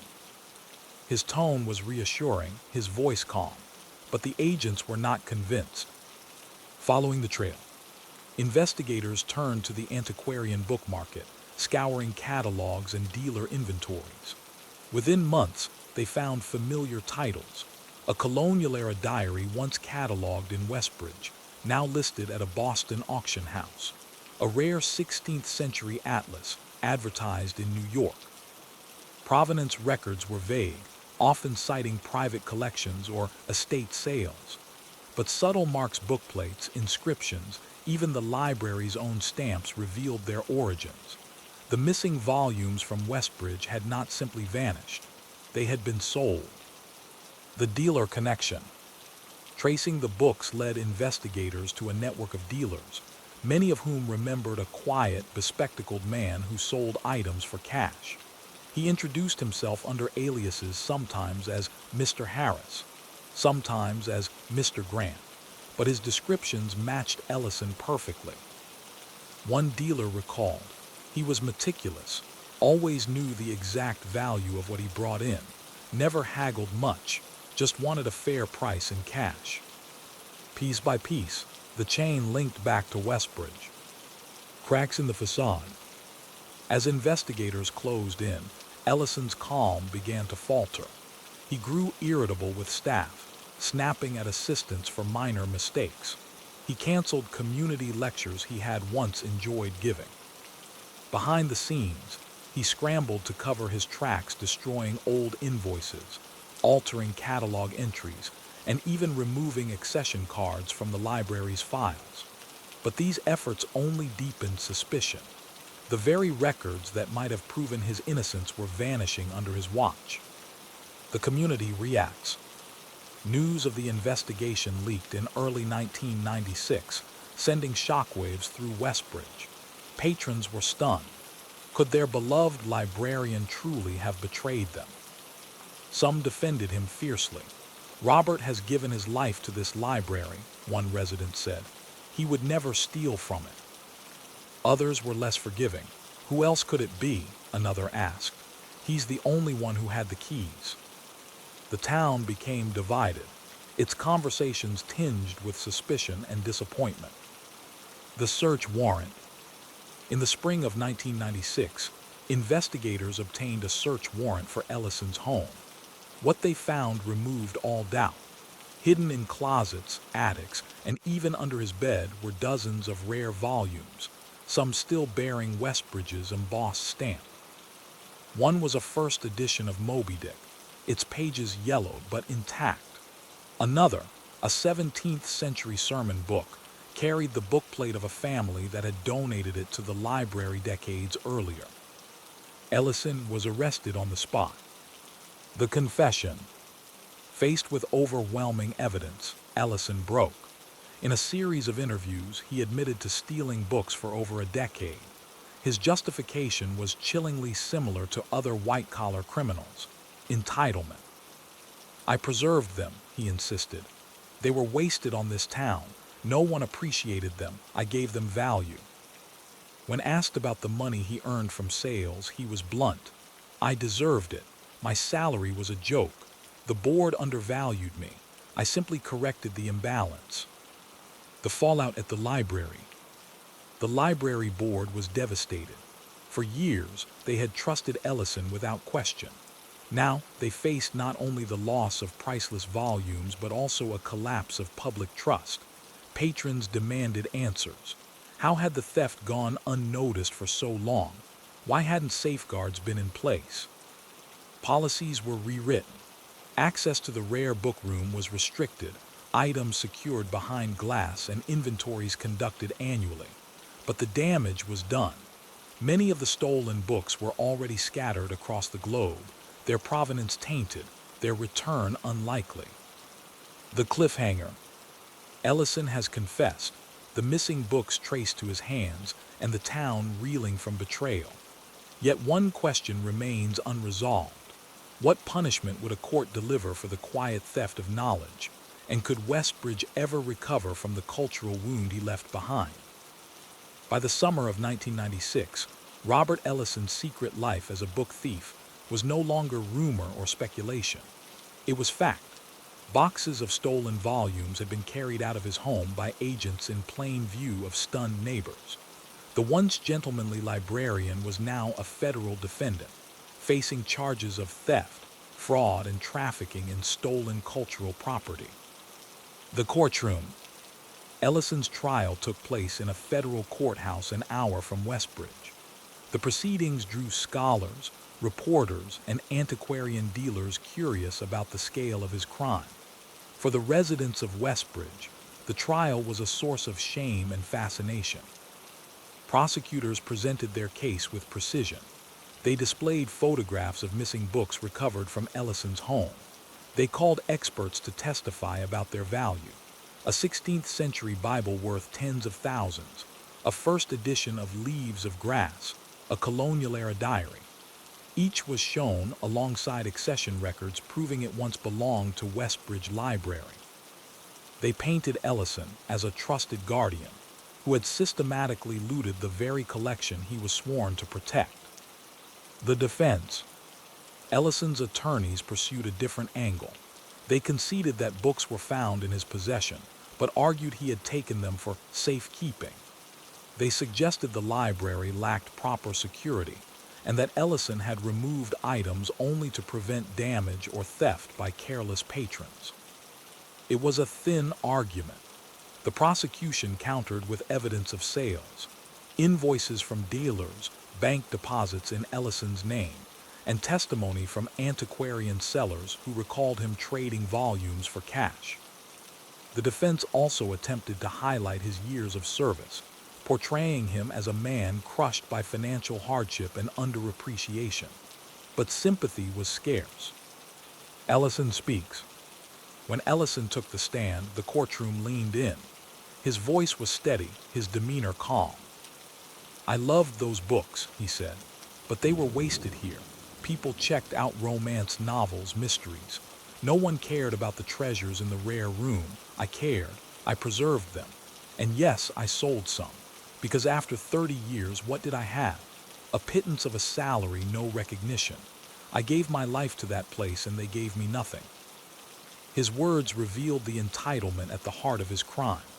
To Ellison, theft was not betrayal but a kind of reclamation payment for devotion he believed had gone unacknowledged. The verdict. The jury deliberated less than a day. They returned guilty verdicts on multiple counts of theft and trafficking.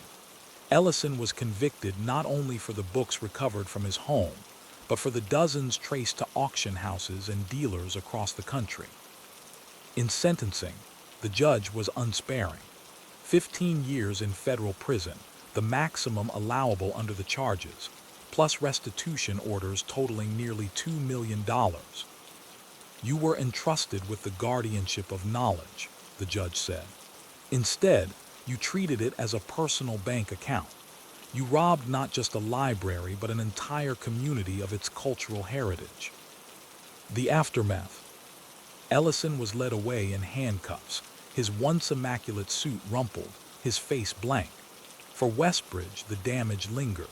Though some stolen books were recovered, many had vanished into private collections abroad beyond reach. Others reappeared years later at auctions, their provenance forever scarred. The library implemented sweeping reforms.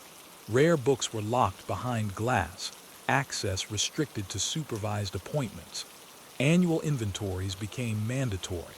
A culture of casual trust gave way to one of cautious oversight. But the cultural wound remained. Local historians mourned the loss of volumes that had documented early life in New England. Teachers struggled to explain to students why books they had once studied were gone.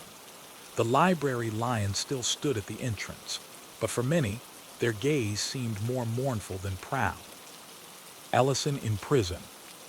In prison, Ellison lived quietly, working in the library, cataloging paperbacks instead of priceless volumes. Inmates found him aloof, more interested in books than people. He never expressed remorse. To the end, he insisted he had been a steward, not a thief. "If they wanted those books safe," he reportedly told a fellow inmate, "they should have paid me to guard them properly." His refusal to acknowledge the harm frustrated victims but revealed the psychology behind his actions.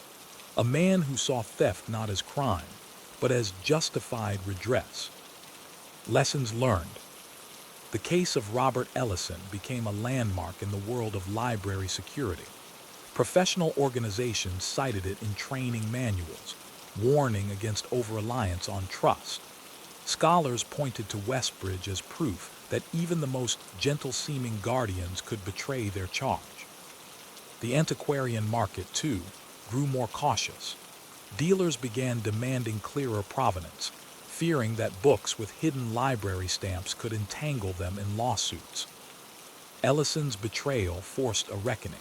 Cultural property was not immune to theft, and libraries could no longer assume goodwill was enough to protect their treasures. A thought-provoking reflection. The story of the librarian's ledger reminds us that theft is not always about money or violence. Sometimes, it is about resentment, entitlement, and the belief that one's devotion deserves more than it has received. Ellison did not storm the library with force. He walked quietly through its halls, slipping treasures into his briefcase, convinced he was merely taking what he was owed. And so we are left with the question: when guardians become thieves, how can institutions built on trust ever feel secure again? Story 6. The Funeral Home Fraud. Death is supposed to be dignified. Funeral homes promise grieving families that their loved ones will be treated with respect, their farewells handled with care. But behind the solemn rituals, funerals are also a business, and where there is business, there is room for fraud. This story takes us into the world of a small-town funeral home in the American Midwest, where one director turned mourning into money. For years, he overcharged families, cut corners on services, and pocketed hidden profits. On the surface, his parlor was a place of comfort and tradition. Behind the doors, it was a machine for quiet exploitation. The setting, a Midwestern town. The town of Maple Hollow, Indiana, was the kind of place where everyone knew one another, where the church bells marked time, and where community trust was taken for granted. The Dawson Funeral Home, a family business for 3 generations, was woven into that trust. Its current director, Richard Dawson, had inherited the home from his father in the 1970s. He wore dark suits, spoke in a low, consoling voice, and was always the first to arrive at memorial services. To the townspeople, he was the embodiment of compassion. To grieving families, he seemed a steady hand guiding them through their darkest hours. What they didn't see was the careful manipulation beneath his solemn demeanor. Richard Dawson, the double face. Richard was 2 men. In public, he was empathetic and attentive. He remembered names, delivered heartfelt condolences, and assured families that every detail would be handled. In private, he was calculating, opportunistic, and greedy. He had realized early in his career that funerals were ideal for exploitation. Families, overwhelmed by grief, rarely questioned prices or scrutinized contracts. They wanted everything done right, no matter the cost. Dawson leaned into that vulnerability, creating a system where he profited from every corner cut. The overcharging scheme. It began with small exaggerations, charging for higher-grade coffins than were provided, inflating the cost of flowers, or padding service fees. One widow paid nearly double the market rate for a casket described as handcrafted mahogany. In reality, it was a cheaper veneer over plywood. Another family was billed for embalming procedures that were never performed. Dawson kept meticulous records, carefully disguising his profits within itemized bills. Few families noticed, and those who did were reluctant to challenge the charges during a time of mourning. Cutting corners. Beyond overcharging, Dawson cut costs wherever possible. Instead of hiring staff for late-night removals, he used untrained part-time workers. He reused caskets for viewings, discreetly transferring bodies into cheaper models before burial. He skimped on flowers, swapped out headstones for lower-quality substitutes, and pocketed the difference. One particularly disturbing practice involved cremations. Families who paid for individual cremations sometimes received ashes mixed with others, a violation, hidden behind solemn urns and carefully worded assurances. The profits. The funeral business was already profitable, but Dawson's schemes turned it into a personal empire. By the mid-1980s, he owned 3 properties, drove luxury cars, and vacationed abroad. He presented this lifestyle as the fruit of hard work and tradition. In reality, it was built on the backs of grieving families who trusted him implicitly. His employees noticed the discrepancies but kept quiet. Dawson controlled the business tightly, and in a small town, jobs were scarce. Speaking out could mean not only unemployment but also community backlash. Whispers among families. By the late 1980s, whispers began to circulate. Families compared bills and noticed inconsistencies. One neighbor, attending 2 funerals in the same month, discovered vast price differences for similar services. Another quietly questioned why her father's coffin looked far cheaper than what she had paid for. But in Maple Hollow, challenging the Dawson family was unthinkable. Richard's name carried weight. The local church worked closely with him. For decades, people had said, If you're buried in Maple Hollow, you're buried by a Dawson. To accuse him of fraud felt like accusing the town itself. A journalist's curiosity. The unraveling began not with a family, but with a journalist. Sarah Klein, a young reporter for the Maple Hollow Gazette, was assigned to write a feature on local businesses. During her research, she stumbled on records showing Dawson's funeral home was one of the most profitable in the county, far more profitable than similar homes in larger towns. Curious, she began digging. She interviewed families, compared invoices, and visited suppliers. What she found was troubling.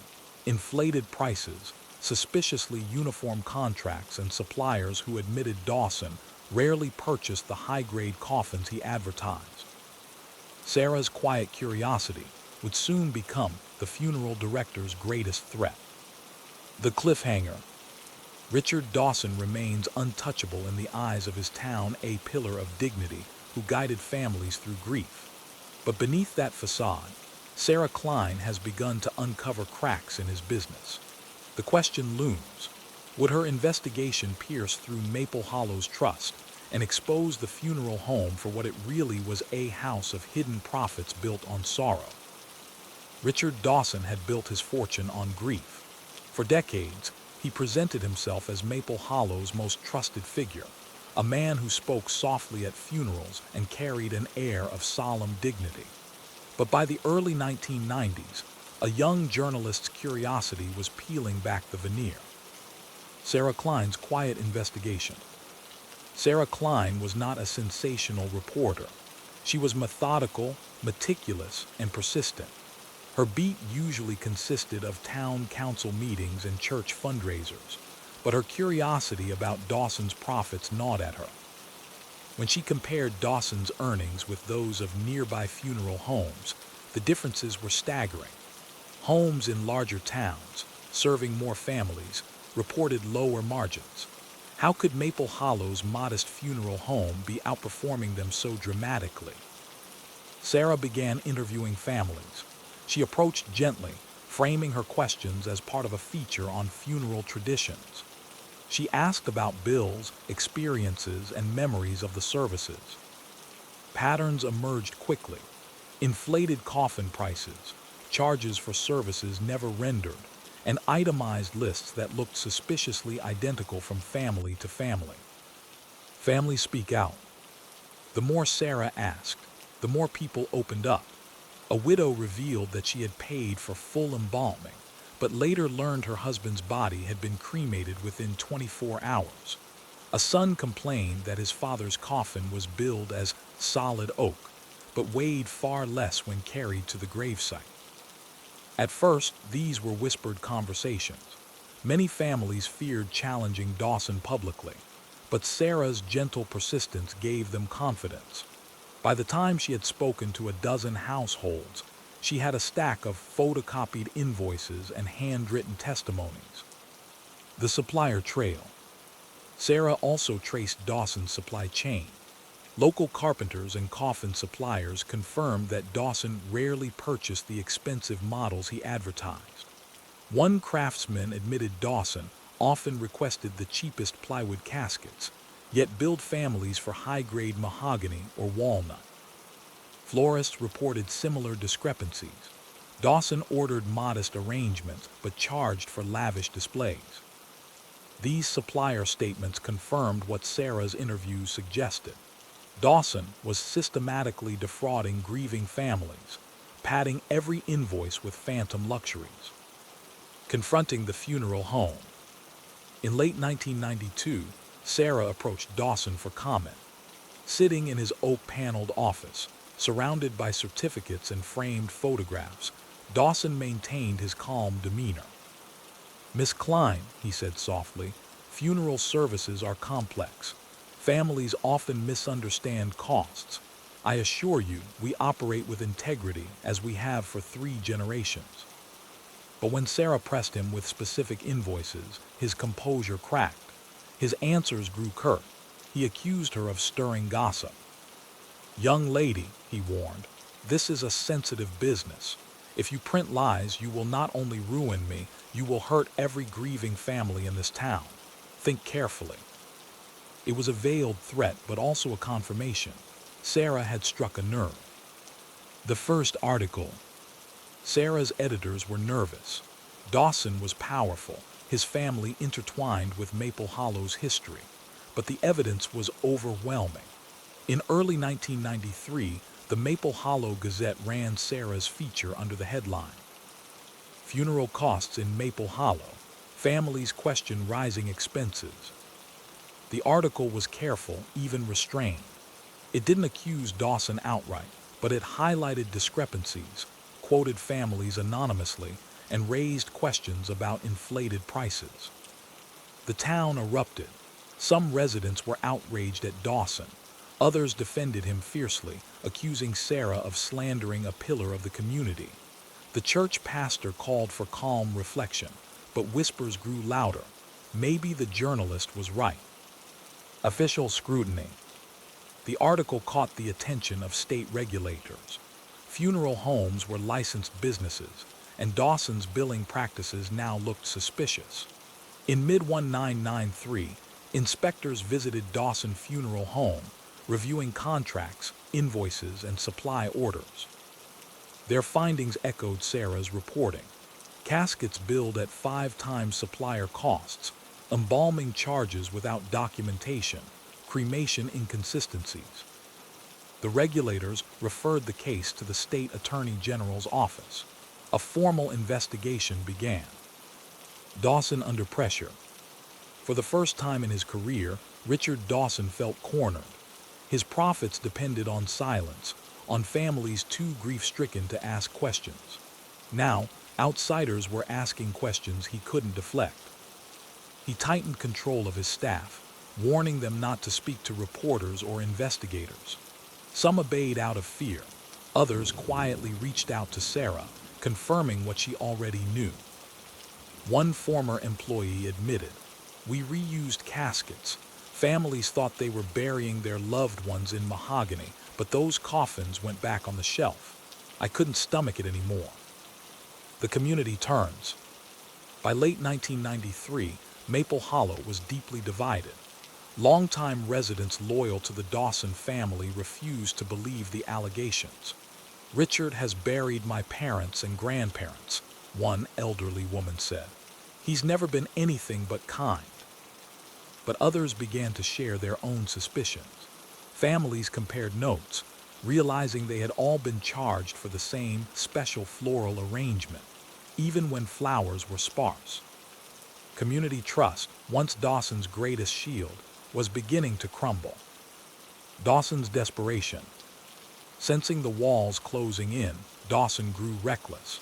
He doctored invoices, shredded old records, and tried to intimidate families into silence. But his actions only deepened the case against him. Sarah continued publishing updates, each one more damning than the last. What began as whispers of overcharging had grown into a full-blown scandal. The funeral home was defrauding Maple Hollow's grieving families. The cliffhanger. Dawson's once untouchable empire is under siege. Families are speaking out, regulators are circling, and Sarah Klein's reporting has exposed the fraud for all to see. The looming question is, would Dawson face justice for turning death into profit, or would his legacy and influence shield him one last time?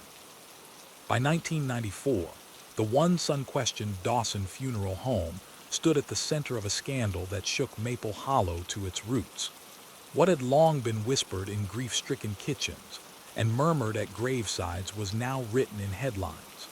The town's most trusted funeral director had turned death into a business of deception. The indictment.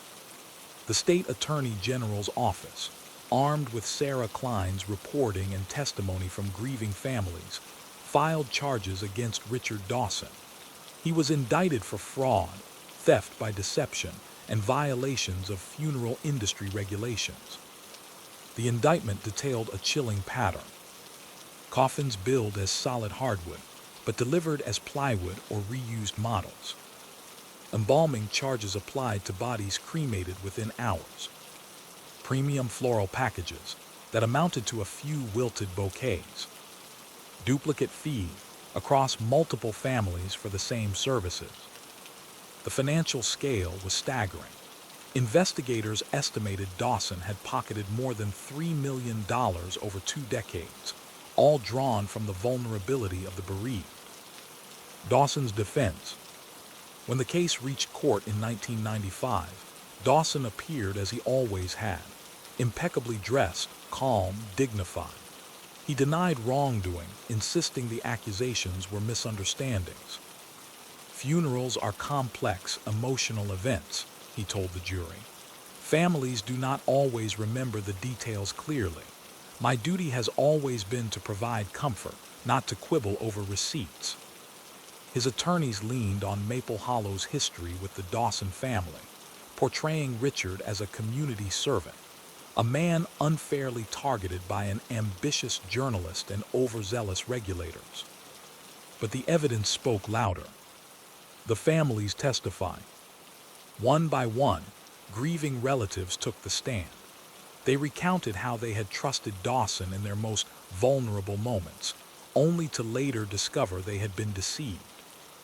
A widow described paying for a coffin so heavy that 6 men struggled to carry it, only to later learn her husband had been buried in a lighter, cheaper substitute. A daughter wept as she explained how she had paid extra for a peaceful cremation ceremony, only to be told months later that her father's ashes were indistinguishable from others. Each testimony cut through Dawson's polished exterior, revealing the exploitation beneath. Sarah Klein's role. Sarah Klein, once dismissed as a small-town reporter, became a key witness. She detailed her months of investigation, the families she interviewed, the suppliers who confirmed Dawson's purchases didn't match his invoices. The defense tried to paint her as biased, accusing her of seeking fame, but Sarah remained steady. I didn't set out to ruin a man, she said. I set out to tell the truth.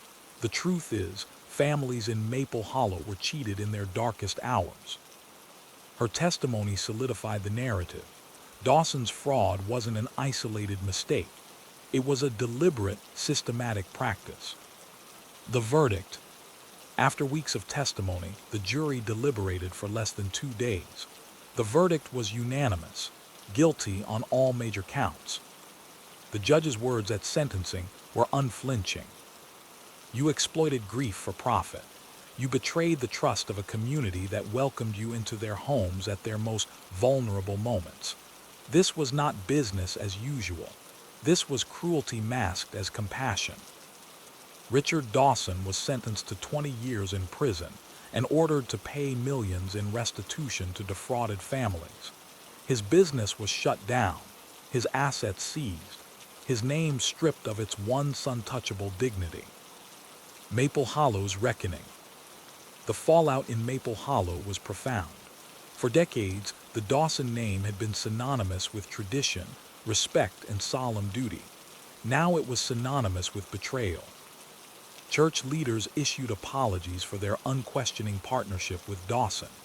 Families demanded stricter oversight of funeral homes statewide. Legislators introduced reforms requiring transparent pricing, independent audits, and stronger licensing standards. The reforms spread far beyond Maple Hollow, reshaping funeral regulations across the Midwest. Dawson's fraud had become a catalyst for change. Richard Dawson in prison. In prison, Dawson retained his air of superiority. Fellow inmates recalled how he lectured them about professionalism and insisted his sentence was unjust. They didn't understand the business, he reportedly said. I gave families dignity. They paid for peace of mind. That's worth more than a coffin. He never expressed remorse, not to investigators, not to his family, and not to the people of Maple Hollow. To the end, he saw himself as a businessman, not a fraudster. Sarah Klein's legacy. For Sarah Klein, the Dawson case transformed her career. She left the Maple Hollow Gazette for a regional paper, later earning national recognition for her investigative work. but she always credited Maple Hollow's families for their courage. "They were the ones who spoke up," she said in an interview years later. "I just wrote it down." A thought-provoking reflection.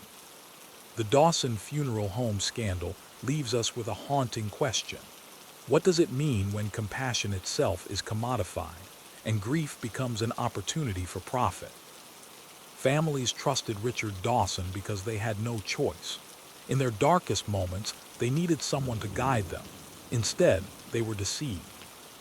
The case reminds us that crime is not always hidden in the shadows.